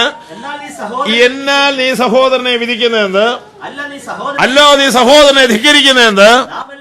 നാം എല്ലാവരും, പൗലോസ് ഉൾപ്പെടെയുള്ള സകല വിശുദ്ധന്മാരും, നാം എല്ലാവരും ദൈവത്തിന്റെ ന്യായാസനത്തിന് മുൻപാകെ ഇരിപ്പുണ്ടോ? ഇരിപ്പിടമുണ്ടോ? ഇല്ല. പൗലോസിനൊരു സീറ്റ് കൊടുത്താൽ കൊള്ളാമെന്ന് എനിക്കും താല്പര്യമുണ്ട്. പൗലോസ് എന്ന വൃദ്ധനും വയസ്സനുമായി ഞാനെന്ന് അദ്ദേഹത്തെ കുറിച്ചൊക്കെ പറഞ്ഞിട്ടുണ്ട്. പക്ഷേ അദ്ദേഹത്തിന് സീറ്റില്ല. അവിടെ എല്ലാവരെയും ഹിതപരിശോധന നടത്തി കാര്യപരിപാടികളുടെ വിചാരണയെല്ലാം കഴിഞ്ഞ് അവനവന്റെ പ്രവൃത്തിക്ക് തക്കവണ്ണം കൊടുപ്പാൻ എന്റെ മക്കളുണ്ടെന്ന് പറഞ്ഞ കർത്താവ്, നാം ഇവിടെ എങ്ങനെ കർത്താവിനെ മാനിച്ചു, തന്റെ സാക്ഷ്യം വഹിച്ചു, നാം എങ്ങനെ വിശുദ്ധമായി ജീവിച്ചു, അതെ എങ്ങനെ കർത്താവിനെ മാനിച്ചു, എന്നെ മാനിക്കുന്നവനെ ഞാൻ മാനിക്കുമെന്നുള്ള വാക്കിന്റെ അർത്ഥം അന്ന് നമ്മൾ അറിയും. പൂർണ്ണമായിട്ട് അന്നറിയും. നീ എങ്ങനെ കർത്താവിനെ സ്നേഹിച്ചു, നീ എങ്ങനെ മാനിച്ചു, അന്നറിയാം. അത് പ്രതിഫലം വാടാമുടിച്ചു ഒരു ദിവസമാണ് അതറിയുവാൻ പോകുന്നത്. അപ്പോൾ ശരി, നമ്മൾ എന്തിനു ചേർക്കുന്നു എന്ന ഭാഗത്തേക്കാണ് വന്നത്. അപ്പോൾ എടുത്തു അയാൾ നിയമം ചെയ്ത വിശുദ്ധന്മാരെ തന്റെ അടുക്കലേക്ക് വിളിച്ചു ചേർക്കാൻ കർത്താവ് മടങ്ങി വരും. മടങ്ങി വരുന്നാൽ എങ്ങോട്ടാ? കോടതിയിലാ കൊണ്ടുവന്ന് പറഞ്ഞില്ല. ഈ 50-ാം സങ്കീർത്തനം ഒന്ന് നോക്കിക്കാട്ടെ, എവിടോട്ടാ പോകുന്നത്? 4-ാം വാക്യം എടുത്ത് വായിച്ചേ. 4-ാം വാക്യം 50-ാം സങ്കീർത്തനം. തന്റെ ജനത്തെ ന്യായം വിധിക്കേണ്ടതിന് അവൻ മേലിൽ നിന്ന് ആകാശത്തെയും ഭൂമിയെയും സാക്ഷി വിളിക്കുന്നു. എവിടെ? തന്റെ ജനത്തെ എന്ത് ചെയ്യാൻ പോവാ? പ്രൈസ്തല്ലോ, ന്യായം. അപ്പൊ തന്റെ ജനം എന്ന് പറഞ്ഞാൽ നിങ്ങൾക്ക് പിടികിട്ടുമല്ലോ. മോവാബിനോ അമ്മോന്യനോ മിസ്രൈമിനോ ഇസ്ലാമിനോ അല്ലെങ്കിൽ ജാതിക്കാരനൊന്നുമല്ല. തന്റെ ജനമെന്ന് പേർ വിളിക്കപ്പെട്ട തന്റെ ജനത്തെ ന്യായം വിധിക്കേണ്ടതിന് അവൻ മേലിൽ നിന്ന് ആകാശഭൂമികളെ സാക്ഷി വിളിക്കുന്നു. യോബ് പറഞ്ഞ വാക്യപ്പോ ശരിയായോ? യോബ് എന്താ പറഞ്ഞത്? തന്റെ ഭക്തന്മാരെ ന്യായവിധി ഉണ്ടെന്ന് അറിഞ്ഞോണേ, വിസ്താരമുണ്ടെന്ന് അറിഞ്ഞോണേ. ഇവിടെ ഇതാ ശരിയായി വരുന്നു. ഭക്തന്മാരെ എവിടെ കൊണ്ട് നിർത്തും? എടുക്കപ്പെടും ദൈവമക്കളെ എവിടെ നിർത്തും? കർത്താവിന്റെ മുൻപിൽ അവിടെ കൊണ്ട് നിർത്തി ആകാശഭൂമികളെ സാക്ഷി വിളിക്കും. 6-ാം വാക്യം വായിച്ചാട്ട് കോടതിയുടെ ജഡ്ജി ആരാണെന്ന് നമുക്ക് അവിടെ നോക്കാവുന്നു. ദൈവം തന്നെ ന്യായാധിപതിയായിരിക്കയാൽ ആകാശം അവന്റെ നീതിയെ വിളിച്ചു പറയും. ദൈവം ന്യായാധിപതിയായിരിക്കുക എന്ന് പറഞ്ഞ അർത്ഥം ദൈവം ജഡ്ജിയായിരിക്കുന്ന കോടതിയിൽ ആകാശവും ഭൂമിയും ദൈവത്തിന്റെ നീതി വിളിച്ചു പറയും എന്ന് പറഞ്ഞാൽ ഈ കോടതിയിൽ വരുന്ന സാക്ഷികൾ, 1-ാം സാക്ഷി ദൈവം, അതേ 2-ാം സാക്ഷി ആകാശഭൂമികൾ. ഇതിനൊക്കെ ഒരുപാട് ആ ഒരു ചാപ്റ്റർ തന്നെ, ആ ഒരു പോർഷൻ നമ്മൾ ഞാൻ എടുത്താൽ പോലും ഇന്ന് രാത്രി തികയത്തില്ല സമയം, അതുകൊണ്ട് അത് കടക്കുന്നില്ല. ഒരു തെളിവ് തരാം. ഈ ആകാശവും ഭൂമി എന്ന് പറഞ്ഞാൽ 25,000 ചുറ്റുള്ള വെള്ള ഈ ഭൂമി നമ്മുടെ മുമ്പിൽ വന്ന് സാക്ഷി പറയാൻ നിൽക്കുമെന്നാണോ അതിന്റെ അർത്ഥം? അല്ല. പിന്നെ അതിന്റെ അർത്ഥം എന്തുവാ? യെശയ്യാ 29-ാം അധ്യായത്തിന് 4-ാം വാക്യം വായിച്ച് ഒന്ന് മനസ്സിലാക്കി വെച്ചുകൊണ്ട് പോകുന്നത് നല്ല കാര്യമാണ്. ഇന്നത്തെ യുഗത്തിലൊന്നും മനസ്സിലാക്കാൻ ബുദ്ധിമുട്ടുമില്ല. ഒന്ന് വായിച്ചേ, യെശയ്യാ 29-4-ാം വാക്യം വേഗം ഒന്ന് വായിച്ചേ. അപ്പോൾ നീ ഇതാണ് നിലത്തു നിന്ന് സംസാരിക്കും. അടുത്തത്, നിന്റെ വാക്ക് പൊടിയിൽ നിന്ന് പതുക്കെ വരും. പിന്നെ ഒരു വാക്കും അതിനകത്തൊന്നും തെറ്റിച്ചൊന്നും വായിക്കരുത്. കറക്റ്റ് വാക്ക് അക്ഷരം തെറ്റിക്കാതെ വായിക്കണം. എന്തുവാ? നിന്റെ ഒച്ച വെളിച്ചപ്പാടൻ പറയുന്നത് പോലെ നിന്റെ ശബ്ദം നിലത്തു നിന്ന് വരും. അടുത്ത വാക്ക്, നിന്റെ വാക്ക് സ്വർഗത്തിൽ നിന്ന് ചലയ്ക്കുമെന്നല്ല, നിന്റെ വാക്ക് പൊടിയിൽ നിന്ന് ചലയ്ക്കും. അടുത്തത്, അപ്പോ നിങ്ങൾക്ക് പിടികിട്ടി തന്നെ അവിടെ ഈ ആകാശം ഭൂമി സാക്ഷി പറയുമെന്ന് പറഞ്ഞാൽ നിങ്ങൾ വിചാരിക്കുന്നത് എന്തുവാ? നമ്മൾ സ്പർശിച്ചതും നമ്മളെ സ്പർശിച്ചതും സകല വസ്തുക്കളും ദൈവകോടതി സാക്ഷിയാണ്. ഹബക്കൂക്ക് 2:11 വായിച്ചേ. ഹബക്കൂക്ക് 2:11 വായിച്ചത്. പിന്നെ ഈ പോർഷനിലേക്ക് ഞാൻ വരത്തില്ല, 2 തെളിവിലും തന്നങ്ങ് വിടാൻ ഉള്ള സമയപരിധി ഉണ്ടായി എടുക്കുന്നത്. വേഗം 2 വാക്യം വായിച്ചോട്ടോ, വായിച്ചേ. ഹബക്കൂക്ക് 2:11. ചുവരിൽ നിന്ന് കല്ല് നിലവിളിക്കുകയും മലപ്പണിയിൽ നിന്ന് തുലാം ഉത്തരം പറയുകയും ചെയ്യുമല്ലോ. ഇത്രയും മതി. ചുവരിലെ കല്ല് നിലവിളിക്കും. പിന്നെ മലപ്പണിയിൽ നിന്ന് ഇവിടുത്തെ വീടുകളൊക്കെ നമ്മുടെ നാട്ടിൽ ഇപ്പം എല്ലാം കോൺക്രീറ്റാ. പക്ഷെ ഇവിടുത്തെ വീടെല്ലാം മിക്കവാറും എന്തുവാ?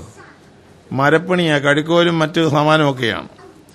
അപ്പൊ അല്ലേലും ആന്നേലും പൊടിയായാലും തടിയായാലും വസ്തുവായാലും കല്ലായാലും സകല വസ്തുക്കളും ദൈവകോടതിയിൽ സാക്ഷികളാണ്. ഇത്രയും മതി. യേശുക്രിസ്തു ശിഷ്യന്മാരോട് പറഞ്ഞു, നിങ്ങൾ ഏതെങ്കിലും പട്ടണത്തിൽ ചെല്ലുമ്പോൾ നിങ്ങളെ കൈക്കൊണ്ട് ഇല്ല എന്നിരിക്കട്ടെ, നിങ്ങളുടെ കാലയിലെ പൊടി അവിടെ തട്ടിയിട്ടേച്ച് പൊയ്ക്കോണം, പ്രതിവാദമൊന്നും വേണ്ട. ന്യായവിധി ദിവസത്തിൽ ആ പട്ടണത്തിന് സഹിക്കാവതാകും. സുവിശേഷത്തെയും ദൈവവചനത്തെയും വെറുത്തവനെ ദൈവ കോടതി പിടികൂടുമ്പോൾ കാലേന്ന് വീണ പൊടി ആ ദിവസം സാക്ഷി പറയേണ്ടി വരും. ഇതൊക്കെ തെളിവല്ലേ? നാഥൻ പറഞ്ഞ വാക്കുകളല്ലേ? ഞാൻ എത്രയോ തെളിവുകൾ അതിന് അങ്ങോട്ട് എടുത്തത്, കണക്ക് അധികം തരാനുണ്ട്. പക്ഷേ ഞാൻ ഇവിടെ നിർത്തി ഓരോ ഭാഗങ്ങൾ എടുത്തുകൊണ്ട് പോകണമല്ലോ. അപ്പോഴവിടെ നിന്നൊരു കാര്യം നമ്മൾ മനസ്സിലാക്കുന്നു. ദൈവ കോടതിയിൽ ഒരു വിചാരണ ഞാൻ നേരിടേണ്ടി വരും, നിങ്ങൾ നേരിടേണ്ടി വരും, പൗലോസ് നേരിടേണ്ടി വരും, അപ്പോസ്തലന്മാർ ശിക്ഷാവിധിക്കല്ല, അവനവന്റെ പ്രവൃത്തികൾ ഹിതപരിശോധന വെളിപ്പെട്ട് അതിന്റെ അടിസ്ഥാനത്തിൽ പ്രതിഫലവും കിരീടവും ഒക്കെ കിട്ടത്തുള്ളൂ. അതുകൊണ്ട് ഇവിടെ കർത്താവിന് വേണ്ടി വല്ലതും ചെയ്തെങ്കിലേ അവിടെ ചെന്ന് വല്ലതുമൊക്കെ പ്രാപിപ്പാൻ കഴിയുള്ളൂ. നീ രാത്രി ഒന്ന് ഓർത്ത്, അതേ പാപിക്കല്ല, ദൈവമക്കൾക്കൊരു മാനസാന്തരം ഉണ്ടായാൽ ഒരുപാട് ഗുണങ്ങൾ നാളത്തെ ജീവിതത്തിലുണ്ട്. അങ്ങനെ ഒരു കാര്യങ്ങൾ നമുക്ക് ദൈവജനം കൊണ്ടൊരു ബോധപരിജ്ഞാനം ഉണ്ടായെങ്കിൽ ഇതൊക്കെ ഉണ്ടെന്നുള്ള കാര്യങ്ങൾ കാര്യകാരണ സഹിതം പഠിക്കുമ്പോഴല്ലേ ദൈവത്തെ ഭയപ്പെട്ട് ജീവിക്കണമെന്ന് നമുക്കൊരു താല്പര്യം ഉണ്ടാകണമെങ്കിൽ നമ്മൾ ആ വചനത്തിനകത്തൂടെ ഈ സത്യങ്ങൾ തെളിയിച്ചും മനസ്സിലാക്കി പോകുന്നതാണ് ഉത്തമം. അതുകൊണ്ട് എല്ലാവരും ഓർക്കൂ, ന്യായവിധി ഉണ്ടല്ലോ, സംശയിക്കണ്ട, ഉണ്ട്, എല്ലാവർക്കും ഉണ്ട്. നിങ്ങൾക്ക് മനസ്സിലായി. പൗലോസ് പറഞ്ഞല്ലോ, നമ്മിൽ ഓരോരുത്തരെന്നൊക്കെ പറയുമ്പോൾ പൗലോസും അതിനകത്തുണ്ടല്ലോ. അതേ ക്രിസ്തു ന്യായാസനത്തിന്റെ മുമ്പിൽ അതേ കണക്ക് കൊടുക്കണമെന്ന് പറഞ്ഞല്ലോ. ഇനിയും 14:12 അവിടെ എന്നാ ചെയ്യുന്നത്? നാം ഓരോരുത്തരും ദൈവത്തിന്റെ ന്യായത്തിന് മുമ്പ് നിൽക്കേണ്ടി വരുമെന്ന് 10-ാം വാക്യോടെ വായിച്ചു. റോമാലേഖനം 14-ലെ 10-ാം വാക്യം വായിച്ചു. ഇനി 14-ലെ 12 അവിടെ എന്തുവാ പരിപാടി എന്ന് നമുക്ക് നോക്കാം. 12-ാം വാക്യം എടുത്ത് വായിച്ചാട്ട്. ആകയാൽ നമ്മിൽ ഓരോരുത്തൻ ദൈവത്തോട് കണക്ക് ബോധിപ്പിക്കേണ്ടി വരും. ആകയാൽ നമ്മിൽ ഓരോരുത്തൻ. നിങ്ങളിവിടെ എത്ര പേരുണ്ട്? നിങ്ങളെ കണക്ക് കൂട്ടിക്കേ. ഇവിടെ ഇരിക്കുന്ന എന്റെ നിങ്ങളുടെയും കാര്യമാണ്. യാതൊരു വ്യത്യാസവും ഇക്കാര്യത്തിനില്ല. നമ്മിൽ ഓരോരുത്തൻ എക്സ് ഓർ വൈ ദൈവത്തോട് കണക്ക് പറയേണ്ടി വരും. ഈ ഒറ്റത്താലന്തുകാരന്റെ വിസ്താരവും 2 താലന്തുകാരന്റെ വിസ്താരവും 5 താലന്തുകാരന്റെ വിസ്താരവും ഒക്കെ കർത്താവ് വിസ്തരിച്ചപ്പോൾ 10 റാത്തലും 5 റാത്തലും 2 റാത്തലും ഒക്കെ കൊടുത്തവനെ വിസ്തരിക്കുന്ന വിസ്താരത്തെക്കുറിച്ച് പറയുമ്പോൾ ഓരോരുത്തരും കൊടുത്തതിന്റെ കണക്ക് ചോദിച്ചിട്ട് അതെ അല്പത്തിൽ വിശ്വസ്തനെ അധികത്തിന് വിചാരകനാകുക എന്ന് അതേ 10കാരനോടും അല്ലെങ്കിൽ 5കാരനോടും 2കാരനോടും പറഞ്ഞപ്പോൾ ഒറ്റത്താലന്തുകാരനോട് പറഞ്ഞു, ദുഷ്ടദാസനെ, നീ ഈ താലന്ത് കൊണ്ട് കുഴിച്ചിട്ടത് എന്താണ്? പൊൻപാണിപ്പക്കാരനെ ഏൽപ്പിച്ചെങ്കിൽ ഞാൻ അതിന്റെ മര്യാദയ്ക്ക് അതിന്റെ രീതിയിൽ ഇത് വാങ്ങുമായിരുന്നല്ലോ. ആ ദുഷ്ടദാസനോടുള്ള സമീപനം ഏറ്റവും വേദനജനകമാണ്. പുറത്തുള്ള ഇരുട്ടിൽ അവനെ തള്ളിക്കളയാനാ പറഞ്ഞു. ഇതൊക്കെ ന്യായവിധിയുടെ സാമ്പിളും തെളിവുകളുമാണ്. വിസ്താരത്തിന്റെ തെളിവുകളാണിതെല്ലാം. ഒത്തിരി തെളിവുകൾ കർത്താവ് ഈ ലോകത്തിൽ വന്നപ്പോൾ സംസാരിച്ചിട്ടുണ്ട്. അതുകൊണ്ട് വാത്സല്യ സഹോദരന്മാരെ, ജീവിതം ദൈവത്തിന് കണക്ക് കൊടുക്കേണ്ടതാണെന്നൊരു മനോബോധം നമുക്കുണ്ടാകണം. ദൈവവചനത്തിൽ കൂടിയുള്ള ശാസനകൾ കാലാകാലങ്ങളിൽ ദൈവദാസന്മാരുടെ പലവട്ടം കേട്ടിട്ടുണ്ട്. പക്ഷേ അത് അവഗണിച്ച് പരിഗണിക്കാതെ പോയതാണ് ഇവിടെ ദൈവവചനത്തെ വെറുത്തെന്ന് ദൈവം പറഞ്ഞത്. ഒടുവിലത്തെ കോടതിയില്ല തീർപ്പ്. എന്റെ പ്രിയപ്പെട്ടവരോട് ഏതെങ്കിലും കാര്യങ്ങൾ ദൈവം വചനം വായിച്ചപ്പോഴോ പ്രസംഗം കേട്ടപ്പോഴോ ധ്യാനിച്ചപ്പോഴോ അതേ ഇടപെട്ടിട്ടുണ്ടെങ്കിൽ വചനം അവഗണിക്കരുത്. അത് അവഗണിച്ചാൽ അവസാനത്തെ കോടതി പിടിക്കും. നീ എന്റെ വചനത്തെ ഇന്നിടത്ത് വെച്ച് ഇന്നതുപോലെ വെറുത്തു. നിന്റെ കാര്യം സാധിക്കാൻ നീ എന്റെ കാര്യം വചനത്തെ പുറത്തു കളഞ്ഞു. ഇതൊക്കെ ക്വസ്റ്റ്യൻ ചെയ്യുന്ന ഒരു ദിവസമുണ്ട്. വാക്യം മുന്നേ വായിച്ചെടുത്താഴോട്ടെ. നീ ശാസ്ത്രയെ വെറുത്തു, എന്റെ വചനങ്ങളെ എന്റെ പുറകിൽ എറിഞ്ഞു കളഞ്ഞു. കള്ളനെ കണ്ടാൽ അതെന്താ അതിനർത്ഥം? ഇപ്പൊ ഒരു കള്ളനെടുത്ത് മോഷണം നടത്തി. ഇപ്പൊ നമ്മള് ന്യായസ്ഥന്മാരായി എവിടെ ചെന്നു? അവനില്ലാഞ്ഞിട്ടില്ലേ മോട്ടിച്ച്? നീ കൊടുക്കാഞ്ഞിട്ടില്ലേ മോട്ടിച്ച്? അതിനെന്നാ മോട്ടിക്കട്ടെ? കള്ളന്റെ കൂടെ കൂടുന്ന കള്ളന്മാരുണ്ട്. അതാ ഇവിടെ പറഞ്ഞേക്കുന്നത്. നീ കള്ളനെ കണ്ടാൽ എന്ത് ചെയ്യും? അവൻ അനുകൂലമായി കുതിക്കും. അടുത്ത വാക്ക് വായിച്ചേ. വ്യഭിചാരികളോട് അതും പിടിക്കല്ല. അടുത്ത വാക്ക്, നിന്റെ വായി നീ ദോഷത്തിന് വിട്ടുകൊടുത്തു. സ്തോത്രം പറയാൻ വിട്ടുകൊടുത്തില്ലേലും പിന്നെ കമന്റുകളൊക്കെ ഒരുപാട് വരികയല്ലേ. നമുക്ക് സൂക്ഷിക്കണം. ഈ വട്ടമേശ സമ്മേളനങ്ങളൊക്കെ ഒരുപാട് ദോഷം ഉണ്ടാക്കുന്ന. സ്തോത്രം പറയാനും ആത്മീയവർത്തന വരുത്താത്ത ഏതൊരു സ്ഥലത്ത് വരുന്ന വിശുദ്ധന്മാർ സംസാരിക്കുമ്പോൾ സൂക്ഷിച്ചോണം. ഇതിന്റെ കണക്ക് പിടിക്കുന്നൊരു കോടതിയുണ്ട്. ഒട്ടും മറക്കരുത് കേട്ടോ. അടുത്ത വാക്യം വായിച്ചു കഴിഞ്ഞേ. നിന്റെ വായി നീ ദോഷത്തിന് വിട്ടുകൊടുത്തു. പിന്നെ അടുത്തത്, നിന്റെ നാവ് ഇരുന്ന് വഞ്ചന പിണയ്ക്കുന്നു. അടുത്തത്, നീ ഇരുന്ന് നിന്റെ സഹോദരന് വിരോധമായി സംസാരിക്കുന്നു. അടുത്തത്, നിന്റെ അമ്മയുടെ മകനെ കുറിച്ച് വേണ്ടി വന്ന അമ്മയെ കുറിച്ച് പറയുന്നവരും കേട്ടിട്ടുണ്ട്. ഇവിടെ മകനെന്നേ പറഞ്ഞിട്ടുള്ളൂ. അടുത്ത വാക്ക് വായിച്ചു കുഞ്ഞേ.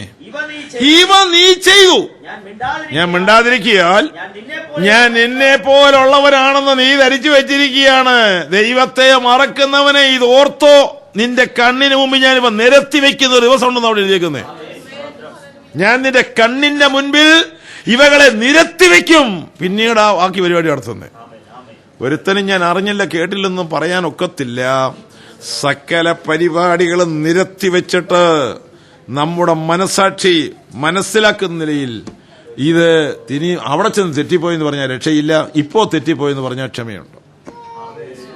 ഇപ്പോൾ ഒരു വ്യക്തിക്ക് നമ്മുടെ ജീവിതത്തിന്റെ തെറ്റുപറ്റിപ്പോയി, കർത്താവേ അതിന്റെ അറിവില്ലായ്മയില്ല, അത് ഏറ്റുപറഞ്ഞാൽ അതേ കാര്യസ്ഥൻ നമുക്ക് വേണ്ടി പിതാവിന്റെ അടുക്കലുണ്ട്. എന്നാൽ അവിടെ വെച്ച് മോചനമില്ല. അർഹമായ കാര്യപരിപാടികളാണ് തുടങ്ങുന്നത്. എഹെസ്കേൽ പ്രവചനം 22-ാം അധ്യായത്തിന്റെ 14 ഒന്ന് വായിച്ചാട്ട്. 22:14. ഞാൻ നിന്നോട് കാര്യം തീർക്കുന്ന നാളിൽ നീ ധൈര്യത്തോടെ നിൽക്കുമോ? നിന്റെ കൈകൾ ബലപ്പെട്ടിരിക്കുമോ? യഹോവയായ ഞാൻ അത് അരുളി ചെയ്തിരിക്കുന്നു. നിങ്ങൾ എന്തോ പറയുന്നു? ഞാൻ നിങ്ങളോടല്ല, വ്യക്തിപരമാ. Praise the Lord.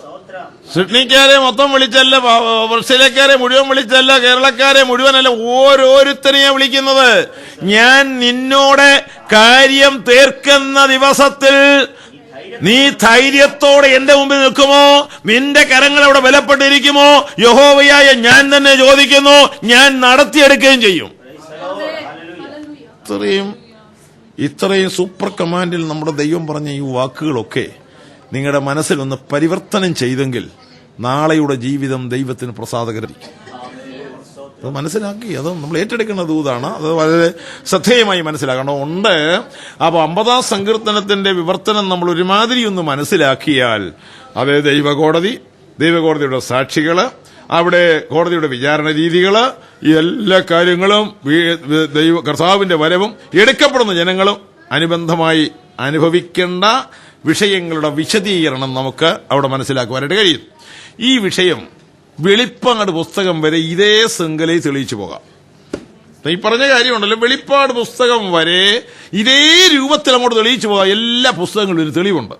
ഏതായാലും ഇത് സത്യമാണ്, യോഗ്യമാണ്, സംഭവ്യമാണെന്ന് നിങ്ങൾ മനസ്സിലാക്കത്തക്ക തെളിവുകൾ ഇതിനോടകം ന്യായവിധിയുണ്ട്, വീണ്ടും വരവുണ്ട് എന്ന് തെളിവുകൾ ഇതിനകത്തുനിന്ന് ലഭിച്ചിട്ടുണ്ട്. അതുകൊണ്ട് ഞാൻ അതിനെ ഇനി അധികമായിട്ട് എടുക്കുന്നില്ല. മലാഖിയിലെ ഒരൊറ്റ വാക്യം വായിച്ച് ഞാൻ അവിടെ അങ്ങോട്ട് ക്ലോസ് ചെയ്യാൻ പോവുകയാണ്. ഇതുണ്ടെന്ന് തെളിയിക്കുന്ന ഒരു വാക്യം മലാഖിയിൽ നിന്ന് വായിക്കാൻ പോവുകയാണ്.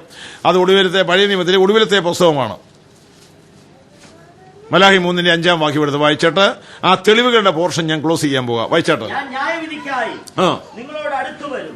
ഞാൻ ശുദ്രക്കാർക്കും വ്യഭിചാരികൾക്കും കള്ളസത്യം ചെയ്യുന്നവർക്കും കൂലിയുടെ കാര്യത്തിൽ കൂലിക്കാരനെയും വിധവയെയും അനാഥനെയും പീഡിപ്പിക്കുന്നവർക്കും എന്നെ ഭയപ്പെടാതെ പരദേശിയുടെ ന്യായം വലിച്ചു കളയുന്നവർക്കും വിരോധമായി ഒരു ശീഘ്ര സാക്ഷിയായിരിക്കും.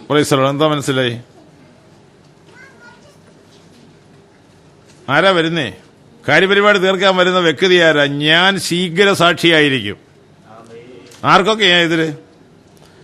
ന്യായവിധിക്കാൻ ഞാൻ നിങ്ങളോട് അടുത്തു വരും. പരദേശിയുടെ കാര്യം, കൂലിക്കാരന്റെ കാര്യം, അനാഥരുടെ കാര്യം, വിധവയുടെ കാര്യം, അത് എന്തെങ്കിലും കാര്യങ്ങളിൽ ന്യായങ്ങൾ പ്രവർത്തിക്കാതെ അന്യായം ചെയ്യുന്ന എല്ലാവന്റെയും അന്യായത്തിന്റെ ഏടുകളെടുത്ത് വിസ്തരിച്ച് വിധി കൽപ്പിക്കാൻ ഞാൻ വരുന്നു. ശീഘ്ര സാക്ഷിയുമായിരിക്കും, അത് ജഡ്ജിയുമായിരിക്കും. ലോകത്തിലെ ഏത് സാക്ഷിയെ മറിക്കാം, പക്ഷെ ഈ സാക്ഷിയെ മറിക്കാനൊക്കത്തില്ല. കാരണം ആകാശഭൂമികളെ വെച്ചിരിക്കുന്ന ഉദ്ദേശം ഇസ്രായേൽ മൂപ്പന്മാരെയല്ല വെച്ചത്. മോശ ഈ വിഷയം പറയുമ്പോൾ ആകാശഭൂമികളെയാ സാക്ഷി വെച്ചത്. ഇതുകൊണ്ട് നിങ്ങൾക്ക് മനസ്സിലാക്കേണ്ട ഒരു കാര്യം, ഇതെല്ലാം ഉണ്ട്, സംഭവിക്കും.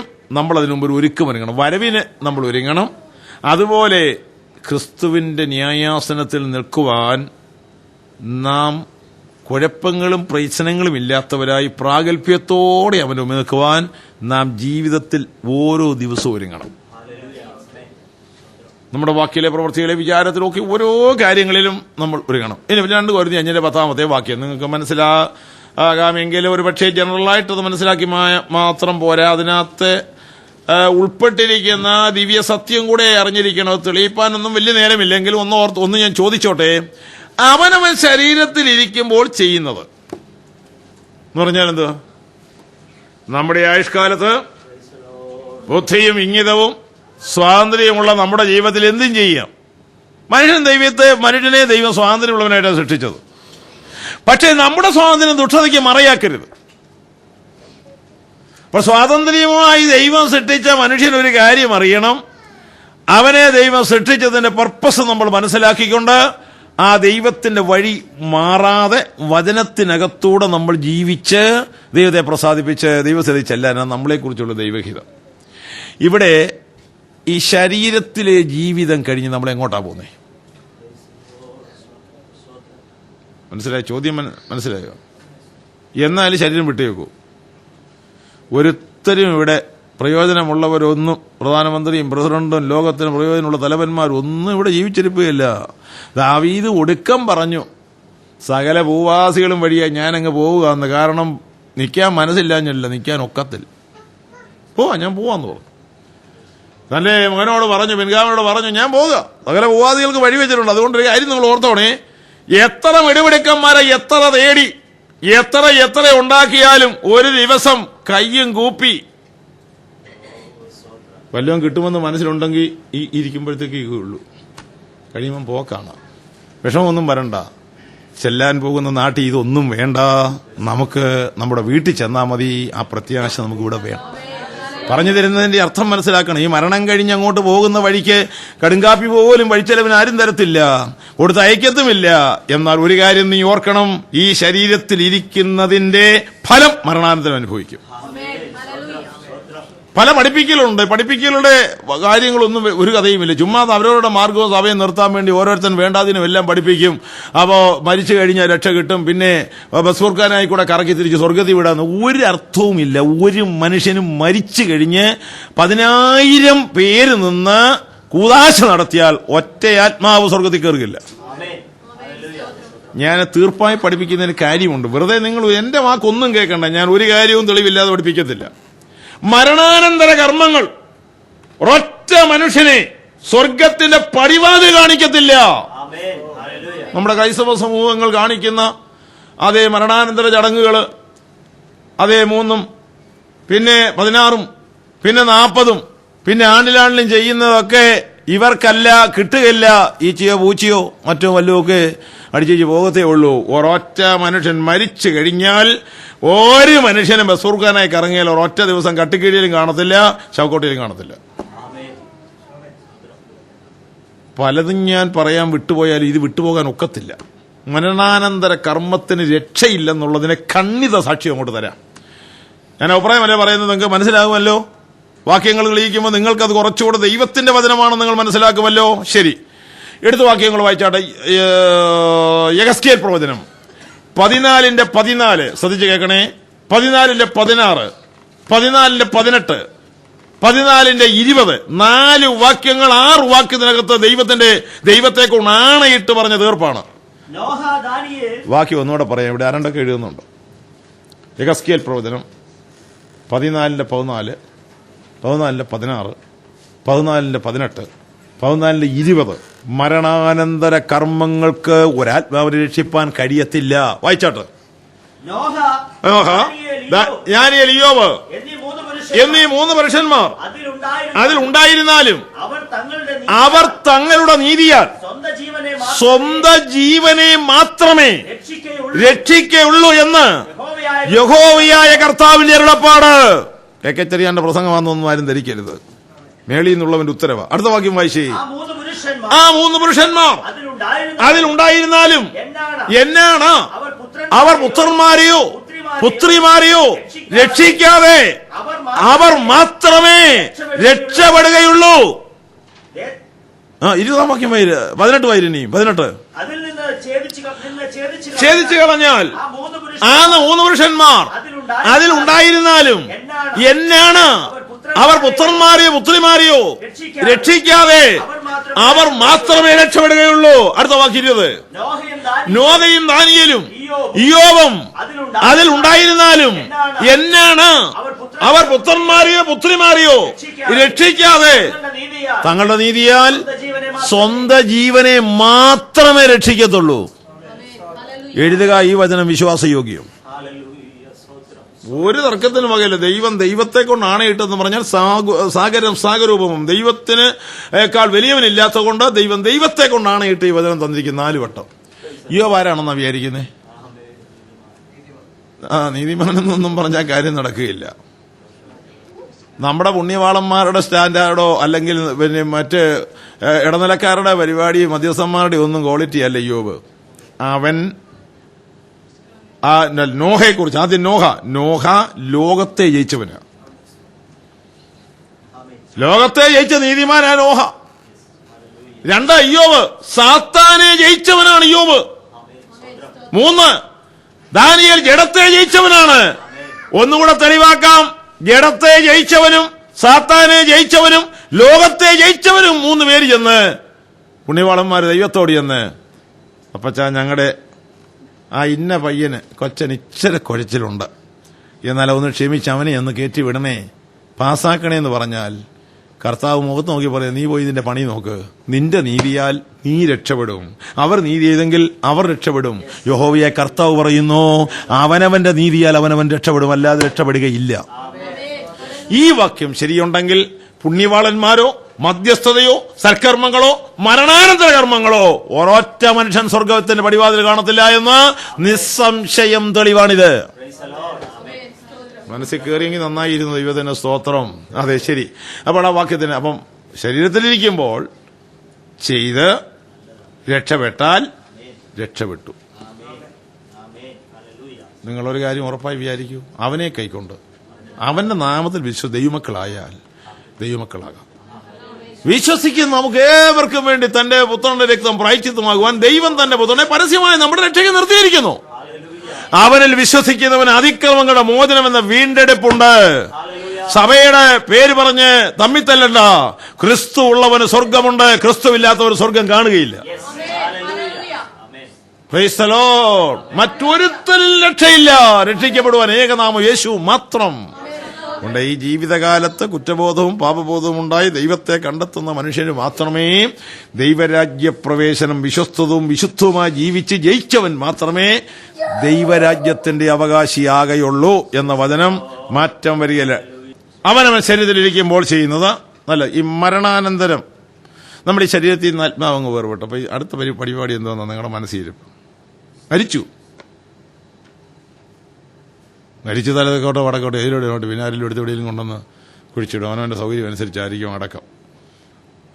പിന്നെ എങ്ങോട്ടായിരിക്കും പോകുന്നത്? ഈ ജീവിതം ഒരു അവസാനമല്ല കുഞ്ഞുങ്ങളെ. നമ്മളാരും ഇവിടുത്തെ ജീവിതം കൊണ്ട് ഇത് അവസാനിക്കുന്നതല്ല. മനുഷ്യന് തുടക്കമുണ്ട്, പക്ഷേ നിത്യതയുണ്ട്. Praise the Lord. നിശ്ചിതയുണ്ട്. ഈ മരണം കഴിഞ്ഞ് ഈ ശരീരത്തിൽ നിന്ന് നമ്മൾ എങ്ങോട്ടാ പോകുന്നേ? മർത്യനെന്ന് പറയുന്നത് 3 ഘടകങ്ങൾ അടങ്ങിയ ഒരാളത്വമാണ്.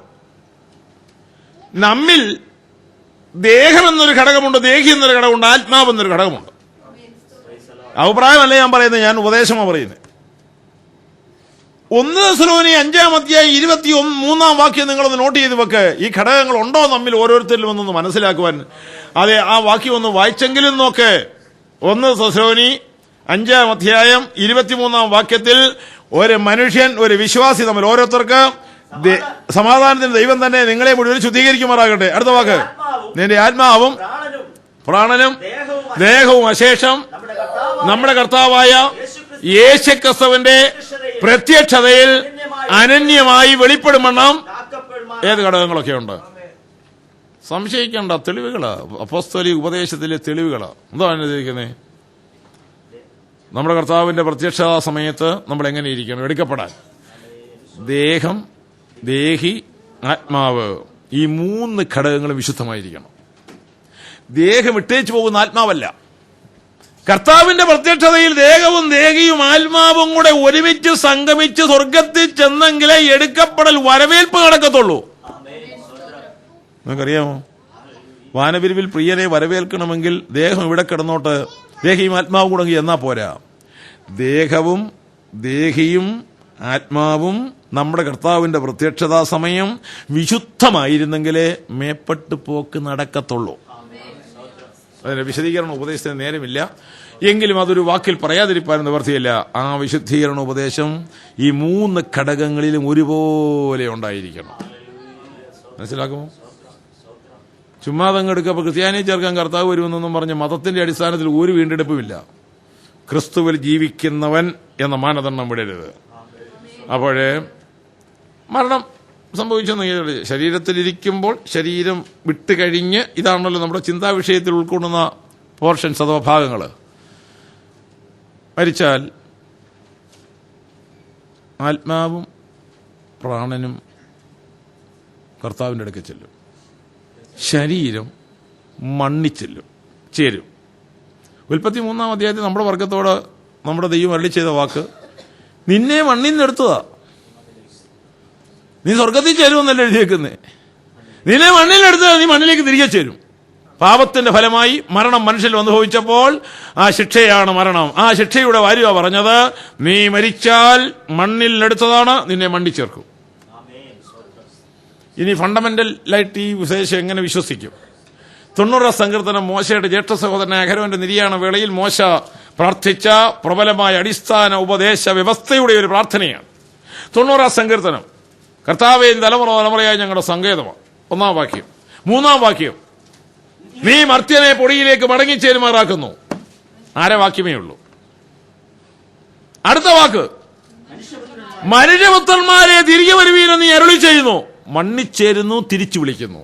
എന്നാ മനസ്സിലായി? നമ്മുടെ ശരീരം മരിച്ചാൽ മണ്ണിച്ചേരും. ആ വാക്യം അത്രേ ഉള്ളായിരുന്നെങ്കിൽ എനിക്കും ദുഃഖമുണ്ട്. പക്ഷെ അരവാക്യത്തിനകത്ത് മണ്ണിച്ചേരും. അതിന്റെ അടുത്ത അരവാക്യം എന്ന് പറയുന്നത് മണ്ണിൽ കിടക്കുന്ന മനുഷ്യപുത്രന്മാരെ തിരിച്ചു വിളിക്കുന്ന ഒരു ദിവസമുണ്ട്. അതാണ് യാഗം കഴിച്ച് എന്നോട് നിയമം ചെയ്തവരെ തിരിച്ചു വിളിക്കാൻ പറഞ്ഞു. നമ്മളെ തിരിച്ചു വിളിക്കും. ഓരോരുത്തരായിട്ട് പോകുന്നു, ഒരുമിച്ച് വിളിച്ചു ചേർക്കും. അതാണ് വീണ്ടെടുപ്പ്.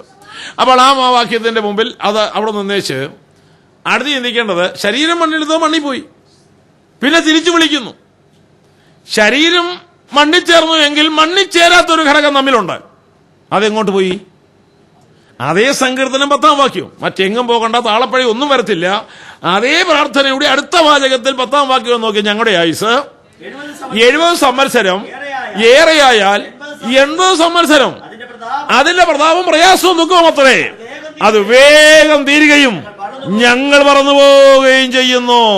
മോശ തന്നെയല്ല ഭക്തിയോട് ജീവിച്ച ചേട്ടനും ഭക്തന്മാരൊക്കെ ഈ ലോകത്തിലെ അത് ജീവിതം കഴിഞ്ഞാൽ, കാലം കഴിഞ്ഞാൽ, 70 80 കഴിഞ്ഞാൽ ഞങ്ങൾ കുഴിയിലിറങ്ങുമെന്നല്ല എഴുതിയേക്കുന്നത്. ശരീരം കുഴിയിൽ മണ്ണിനകത്തിറങ്ങുമ്പോൾ ഞങ്ങൾ പറന്നുപോകും. അകത്തെ മനുഷ്യൻ പറന്നുപോകും. ഇതാണ് യഥാർത്ഥ ഭക്തൻ മനുഷ്യൻ. അപ്പോൾ ഈ പറന്നു പോകുമെന്നൊക്കെ പറഞ്ഞാൽ എങ്ങോട്ടാ? ആഫ്രിക്കയ്ക്കാണോ, അമേരിക്കയ്ക്കാണോ, ഓസ്ട്രേലിയക്കാണോ? നമ്മൾ പറന്നാ വന്നതല്ലയോ?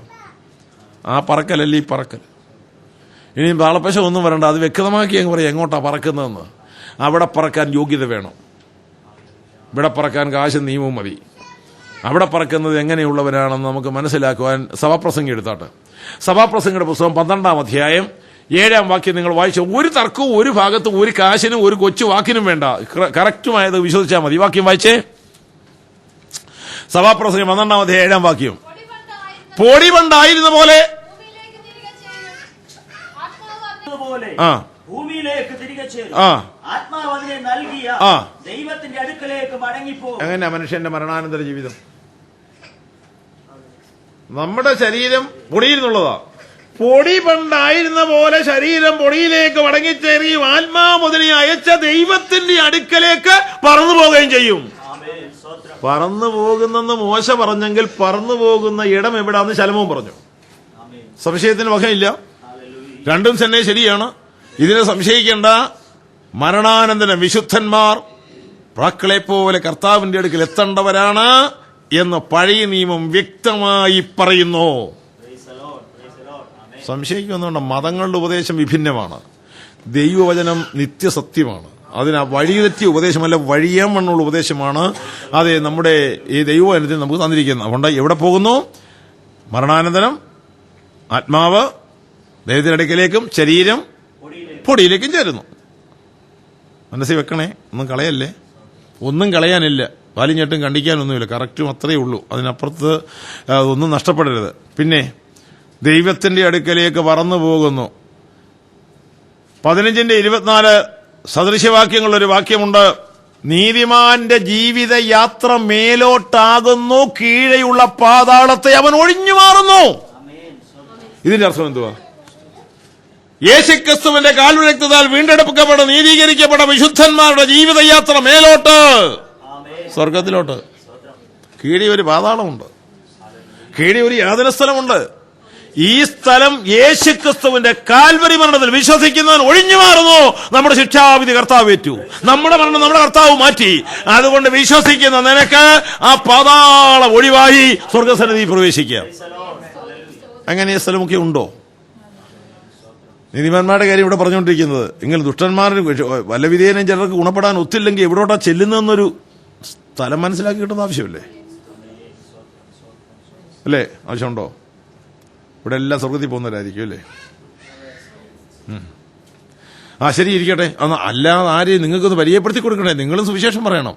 അപ്പൊ കുഞ്ഞെ യേശുക്രിസ്തു ഇല്ലാതെ ജീവിച്ചാൽ നീ ചെല്ലുന്ന സ്ഥലം ഇതാണെന്ന് ചൂണ്ടിക്കാണിക്കണ്ടേ? വേണോ? ആവശ്യമുണ്ടോ? നമ്മൾ ചെന്നിട്ട് വേണമല്ലോ മറ്റവനെ കൊണ്ടുപോകാനല്ലേ? അങ്ങനെ ഒരു വാക്യമുണ്ട്.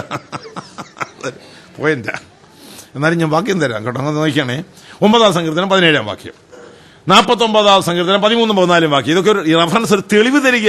ഈ സ്വർഗത്തിൽ പോകുന്നവരെ, ഒരുക്കപ്പെട്ടവരെ, രക്ഷിക്കപ്പെട്ടവരെ, ദൈവത്തെ അറിയുന്നവരെ, യാഗം കഴിച്ച് ദൈവം അല്ല. അത് മനസ്സില്ലെങ്കിൽ പോകുന്ന സ്ഥലം കൂടെ അറിയട്ടെ. വായിച്ചാട്ട്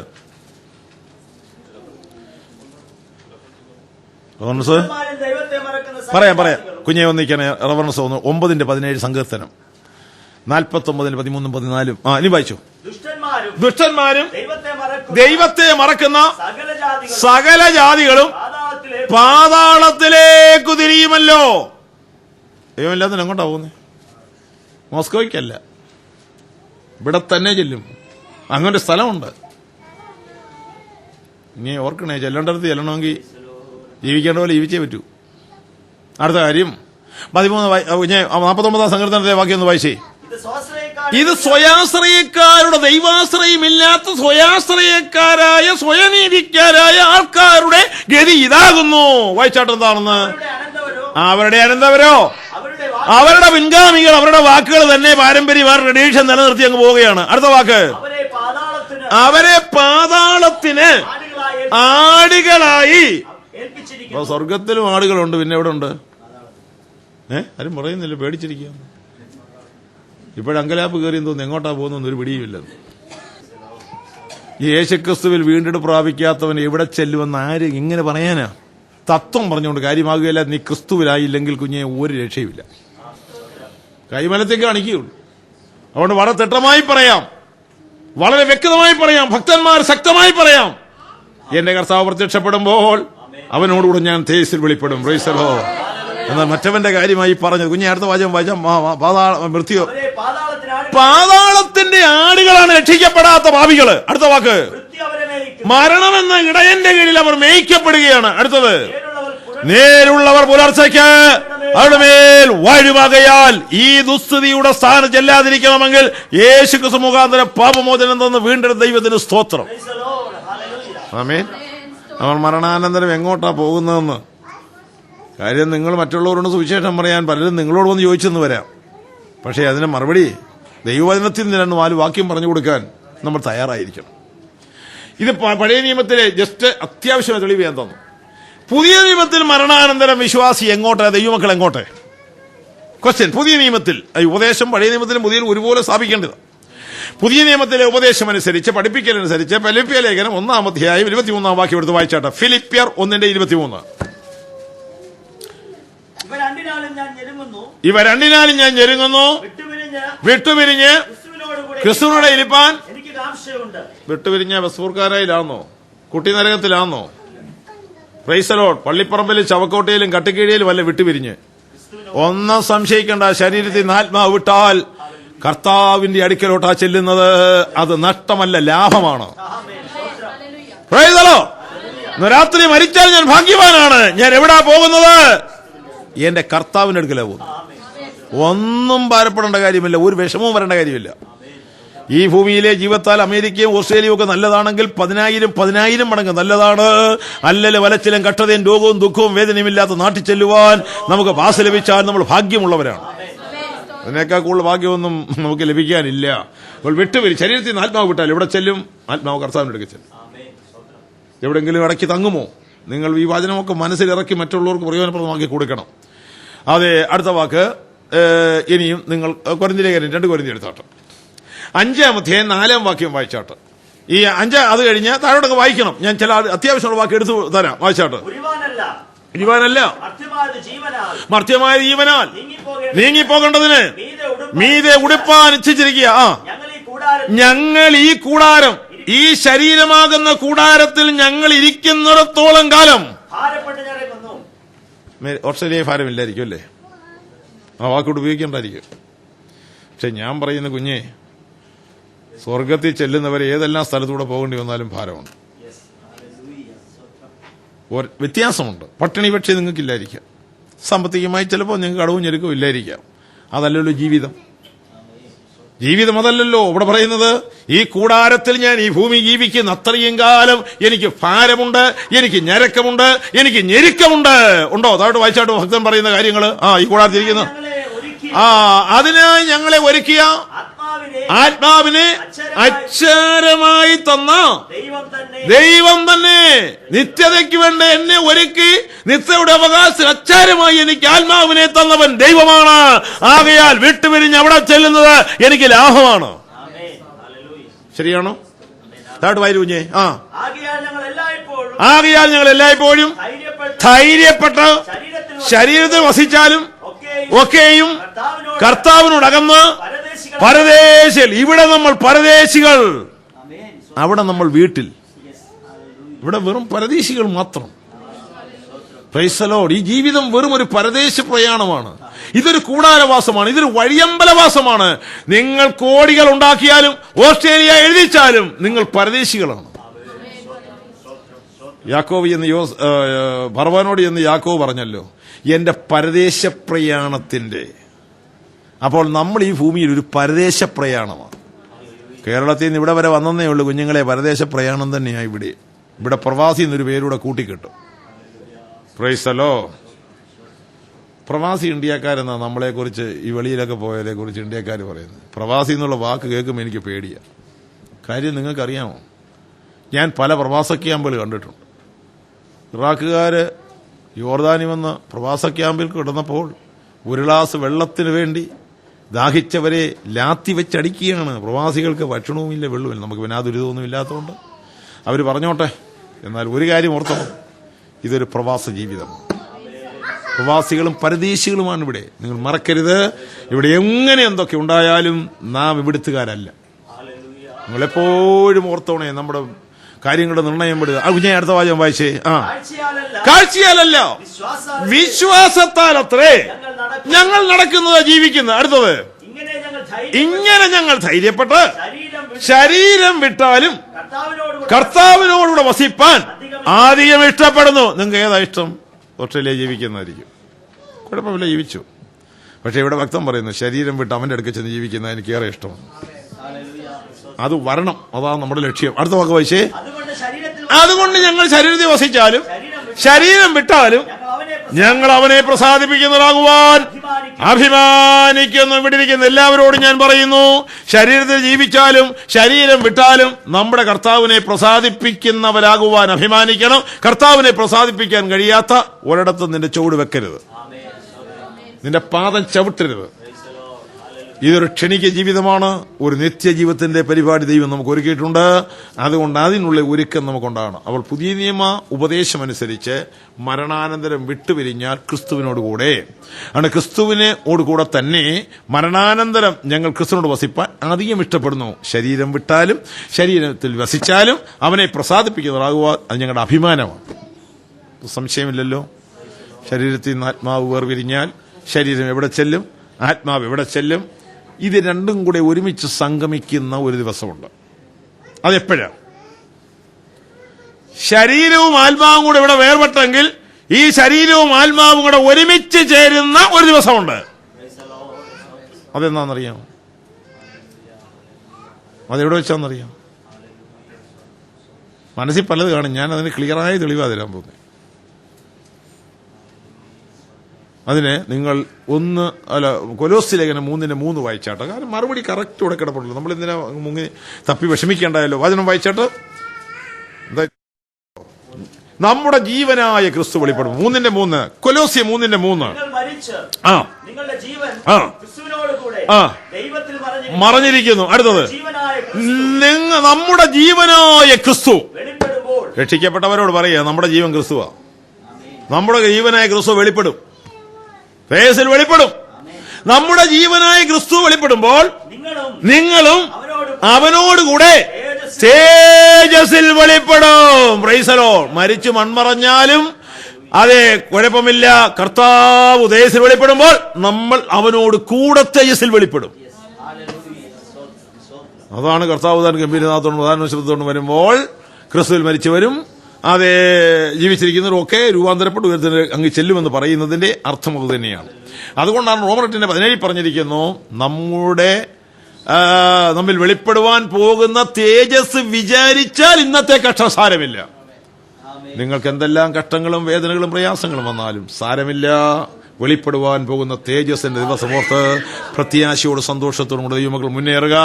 അതുകൊണ്ട് ക്രിസ്തുവിലുള്ള പ്രത്യാശ നമ്മുടെ ജീവിതത്തിൽ വർദ്ധിച്ചു വരട്ടെ. ആ സ്വർഗീയ വാഞ്ച നമ്മിൽ അധികമായി ഉണർന്നും കത്തിജ്വലിക്കട്ടെ. അതാണ് അതിന്റെ ഏറ്റവും പ്രധാനമായ കാര്യമെന്ന് പറയണം. നമ്മുടെ ശരീരത്തിന്റെ ഈ മറ്റു മതങ്ങളുടെ പഠിപ്പിക്കുകയല്ല നമ്മൾ പഠിപ്പിക്കുക. അതാണ് നമ്മുടെ പ്രത്യേകതയാണ്. നമ്മുടെ ഈ ശരീരം പൊടിയിൽ ചേർന്നാൽ ശരീരമായി ഉയർത്തെഴുന്നേൽക്കും. ചിലർ വിചാരിക്കുന്ന ആത്മീയ പുനരുത്ഥാനമാണ്. കർത്താവ് വരുമ്പോൾ ആത്മാവങ്ങ് പോയോ? അല്ല കുഞ്ഞുങ്ങളെ, അല്ല സഹോദരങ്ങളെ, ആത്മാവല്ല, ശരീരം തന്നെ, ശരീരാത്മദേഹികളോട് തന്നെയാണ് കാര്യപരിപാടി സംയോജിക്കുന്നത്, അങ്ങോട്ട് ചെല്ലുന്നത്. എവിടെ തെളിവ് തരാം? റോമാലേഖനം 8-11 വാക്യം. റോമാലേഖനം 8-11 വാക്യത്തിൽ അതിന് തെളിവ് വരുന്നത്, യേശുവിനെ മരിച്ചവരെ ഉയർപ്പിച്ച പിതാവായ ദൈവത്തിന്റെ ആത്മാവ് നിങ്ങളിൽ വസിക്കുന്നു എങ്കിൽ ക്രിസ്തു യേശുവിനെ മരണത്തിൽ ഉയർപ്പിച്ചവൻ നിങ്ങളിൽ വസിക്കുന്ന തന്റെ ആത്മാവിനെ കൊണ്ട് നിങ്ങളുടെ മർത്യ ശരീരങ്ങളെ ജീവിപ്പിക്കും, ഉയർത്തെഴുന്നേൽപ്പിക്കും. അപ്പോൾ ഈ മർത്യ ശരീരമാണ് ഉയർത്തെഴുന്നേൽക്കുന്നത്, ആത്മാവല്ല. നിങ്ങളുടെ മർത്യ ശരീരങ്ങളെ ജീവിപ്പിക്കും. വിശ്വസിക്കുന്നു? മരിച്ച് മണ്ണിപ്പോയാലും പേടിക്കണ്ട കുഞ്ഞെ. അത് ആ സമയത്ത് അത് വിളിച്ച് ഉണർത്തിക്കൊണ്ടുവരും. ഒട്ടും സംശയിക്കേണ്ട. ഇതിലേറിയ വാക്യങ്ങൾ നിങ്ങൾക്ക് വേണ്ട പോലെ തെളിവ് തരുവാനുണ്ട്. സംശയത്തിന് ഒരു വാക്കും പറയേണ്ട യാതൊരു കാര്യമില്ല. അപ്പോൾ മരിച്ചു കഴിഞ്ഞാൽ ഉയർപ്പെന്ന് പറയുന്നത്, വിശുദ്ധന്മാരുടെ ഉയർപ്പ് എന്ന് പറയുന്നത്, കർത്താവിന്റെ വരവിങ്കൽ ശരീരവും ആത്മാവും കൂടെ യോജിച്ച്, നിങ്ങൾക്ക് മനുഷ്യന്റെ DNA കുറിച്ചൊക്കെ അറിയത്തില്ലേ? ഒരാൾക്കൊരു DNA ഉള്ളൂ. എവിടെ പോയാലും എതിലേ പോയാലും അത് ഉയർത്തെഴുന്നേൽപ്പിക്കുമ്പോൾ അവനവന്റെ വ്യക്തിത്വത്തോടുകൂടിയ തേജസ്സിന്റെ പുത്തൻ ശരീരമാണ് നമുക്ക് കിട്ടാൻ പോകുന്നത്. ഒരാളിനെ അടക്കം ചെയ്യാന്ന് പറഞ്ഞാൽ ഒരു വിത്തെടുത്ത് മണ്ണിൽ വെക്കുക. മണ്ണിലൊരു വിത്ത്, ഒരു ഗോതമ്പോ നെല്ലോ കുഴിച്ചിട്ടാൽ 1:15 പൗലോസ് അത് തന്നെ പറഞ്ഞിട്ടുണ്ട്. അത് കുഴിച്ചിട്ടാൽ ആ വിത്തല്ല വരുന്നത്, പിന്നെ എന്താ വരുന്നത്? ആ വിത്തിനൊരു ശരീരമുണ്ട്. മനസ്സിലായോ? ഒരു നെല്ല് കുഴിച്ചിട്ടാൽ ആ നെൽച്ചെടി മുളയ്ക്കും. ഒരു ഗോതമ്പ് മണ്ണിലിട്ടാൽ അത് ആ ചെടി മുളയ്ക്കും. ഏത് ചെടിയുടെ വിത്തിട്ടാലും ആ ചെടി മുളയ്ക്കും. രക്ഷിക്കപ്പെട്ട ദൈവത്തിന്റെ പൈതലേ, ഈ മണ്ണിലടക്കിയ വിശുദ്ധന്മാർ തേജസ്സിന്റെ പുത്തൻ ശരീരവും വാങ്ങിക്കൊണ്ട് അതേ മുറത്ത് വരുമ്പോൾ എന്തൊരു ജയഘോഷമായിരിക്കും. യേശുവിനെ പഠിപ്പിക്കുക എന്താണെന്നറിയണോ? യേശുവിന്റെ പഠിപ്പിക്കയെ സംബന്ധിച്ചിടത്തോളം ഈ കാര്യങ്ങൾ ക്രിസ്തുവാണല്ലോ അതിന്റെ അതോറിറ്റി. കർത്താവായ യേശു പഠിപ്പിച്ചിരിക്കുന്ന ഇതിന്റെ ഉപദേശം എന്താണെന്ന് നിങ്ങൾ മനസ്സിലാക്കിയിട്ടുണ്ടോ? ഞാനത് പറയാം. യോഹന്നാൻ സുവിശേഷം 5-ാം അധ്യായം 28-29 വാക്യം ഒന്ന് വായിച്ചാട്ട് എന്തുവാ നടക്കുന്നത് നിങ്ങൾ നോക്കിക്കാട്ട്. ഇതിങ്കൽ ആശ്ചര്യപ്പെടരുത്. കല്ലറകളിൽ ഉള്ളവർ സ്വർഗത്തിലുള്ളവരല്ല, പാതാളത്തിലുള്ളവരുമല്ല, കല്ലറകളിലുള്ള എല്ലാവരും അവന്റെ ശബ്ദം കേട്ട് നന്മ ചെയ്തവർ ജീവനായും തിന്മ ചെയ്തവർ ന്യായവിധിക്കായും പുനരുദ്ധാനം ചെയ്യുവാനുള്ള നാഴിക വരുന്നു. അങ്ങനെ കല്ലറയിലുള്ളവർ, നന്മ ചെയ്തവർക്ക് ഉയർപ്പുണ്ട്, തിന്മ ചെയ്തവർക്ക് ഉയർപ്പുണ്ട്. നന്മ ചെയ്തവർ കർത്താവിന്റെ രഹസ്യപ്രത്യക്ഷതയിൽ ആദ്യം വെളിപ്പെടുമ്പോൾ നമ്മൾ ദേശവന്റെ കൂടെ എടുക്കപ്പെടും. 1007 കൊല്ലം കഴിഞ്ഞെങ്കിലേ തിന്മ ചെയ്തവർ ഉയർക്കത്തുള്ളൂ. അത് സഹസ്രാബ്ദവും കഴിഞ്ഞാണ് 1000 ആണ്ടിന് മുമ്പ് അവരുടെ ഉയർപ്പ്. അതാ വെളിപ്പാട് 20-ാം അധ്യായത്തിലെ ഉയർപ്പ്, ദുഷ്ടന്മാരുടെ ഉയർപ്പ്, ന്യായവിധിയും. അപ്പോൾ ഇവിടെ ഈ വാക്കുകൊണ്ട് നമുക്കൊരു സ്ഥിരീകരണം ഇവിടെ ഉണ്ടാകണം. മരണാനന്തര ജീവിതമെന്ന് പറയുന്നത് അത് ഒരു ബ്രാക്കറ്റ് പീരീഡാണ്. ദാനിയേൽ 12-ാം അധ്യായം 2-ാം വാക്യം നിങ്ങൾ നോക്കുക. നിലത്തെ പൊടിയിൽ നിദ്ര കൊള്ളുന്നവരിൽ പലരും,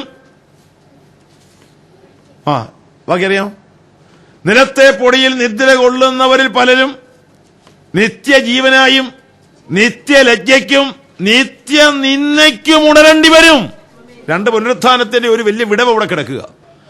നിത്യജീവന് വേണ്ടി ഉണർത്തപ്പെടുന്നവരും ഉയർക്കുന്നവരും നിത്യനിന്ദയ്ക്കും ലജ്ജയ്ക്കും വേണ്ടിയാണ്. അതിന്റെയും ആ രണ്ട് പുനരുത്ഥാനത്തിന്റെ ഇടയ്ക്ക് 1007 വർഷത്തിന് ഡിഫറൻസ് ഉണ്ട്. ഇത് വചനം കൊണ്ട് സ്ഥാപിക്കണ്ടേ? ഞാനങ്ങ് 1007 പറഞ്ഞാൽ തെളിവാകുമോ? ഇല്ലല്ലോ. ഒന്നാം പുനരുദ്ധാനം, രണ്ടാം പുനരുദ്ധാനം, രണ്ട് പുനരുദ്ധാനമുണ്ട്, ഉദ്ധാരണമുണ്ട്, ഉയർപ്പുണ്ട്. നിങ്ങൾ വെളിപ്പാട് ദിവസം 20-ാം അധ്യായത്തിന്റെ 5-ാം വാക്യം ഒന്ന് വായിച്ചാട്ട്, 4-ന്റെ ഒടുവിൽ മുതലെടുത്ത് വായിച്ചാട്ട്. അടുത്ത് വായിച്ചേ. വെളിപ്പാട് 4-ാം വാക്യം ഇല്ലയോ? മൃഗത്തെയും അതിന്റെ പ്രതിമയെയോ നമസ്കരിക്കാത്തവരും നെറ്റിമേലും കൈമേലും അതിന്റെ മുദ്ര കൈക്കൊള്ളാത്തവരും ആത്മാക്കളെ ഞാൻ കണ്ടു. അടുത്തത്, അവർ ജീവിച്ച് 1000 ആണ്ട് ക്രിസ്തുവിനോട് കൂടെ വാണു. അടുത്തത്, മരിച്ചവരിൽ ശേഷമുള്ളവർ 1000 ആണ്ട് കഴിയോളം ജീവിച്ചില്ല. ഉണ്ടോ പുനരുത്ഥാനം? 2. 1000 ആണ്ടിന് ശേഷം ഒരു പുനരുത്ഥാനമുണ്ട് ദുഷ്ടന്മാർക്ക്. 1000 ആണ്ടിന് മുമ്പ് ഒരു പുനരുത്ഥാനമുണ്ട് അവന്റെ രക്തത്താൽ വീണ്ടെടുക്കപ്പെട്ടവർക്ക്. അഭിപ്രായമല്ല ഞാൻ പറയുന്നത്, സകലതും കർക്കശമായ ദൈവത്തിന്റെ തീർപ്പാണ്. നമ്മുടെ പുനരുത്ഥാന ബോഡി കിട്ടാൻ പോകുന്ന ശരീരത്തിന്റെ പ്രകൃതി എന്താണ്? ഇപ്പോഴത്തെ ശരീരത്തിന്റെ പ്രകൃതി നമുക്കറിയാമല്ലോ. എന്താ അറിയാൻ വലിയ താല്പര്യമുണ്ടോ? ഈ ശരീരത്തിന്റെ പ്രകൃതി ഇത് ദാഹമുണ്ട്, വിശപ്പുണ്ട്, ക്ഷീണമുണ്ട്, രോഗമുണ്ട്, കോപമുണ്ട്, ക്രോധമുണ്ട്, മറ്റും ഒക്കെ ഇത് ഈ ശരീരത്തിലുണ്ട്. എന്നാൽ ഈ ശരീരത്തിന്റെ സ്ഥിതി നമുക്കറിയാമെങ്കിൽ നമ്മിൽ വെളിപ്പെടുവാൻ പോകുന്ന തേജസ്സാകുന്ന പുത്തൻ ശരീരത്തിന്റെ സ്ഥിതിഗതി എന്താണെന്ന് അറിയാമോ? ആരെങ്കിലും ചോദിച്ചാൽ പറഞ്ഞു കൊടുക്കാനുള്ള വകുപ്പേലും കൈ വേണ്ടേ? ഇപ്പൊ ഇത് മനസ്സിലായില്ലെങ്കിൽ ആ ടേപ്പ് കൊണ്ടുപോയി 2-3 വട്ടം കേൾക്കണം.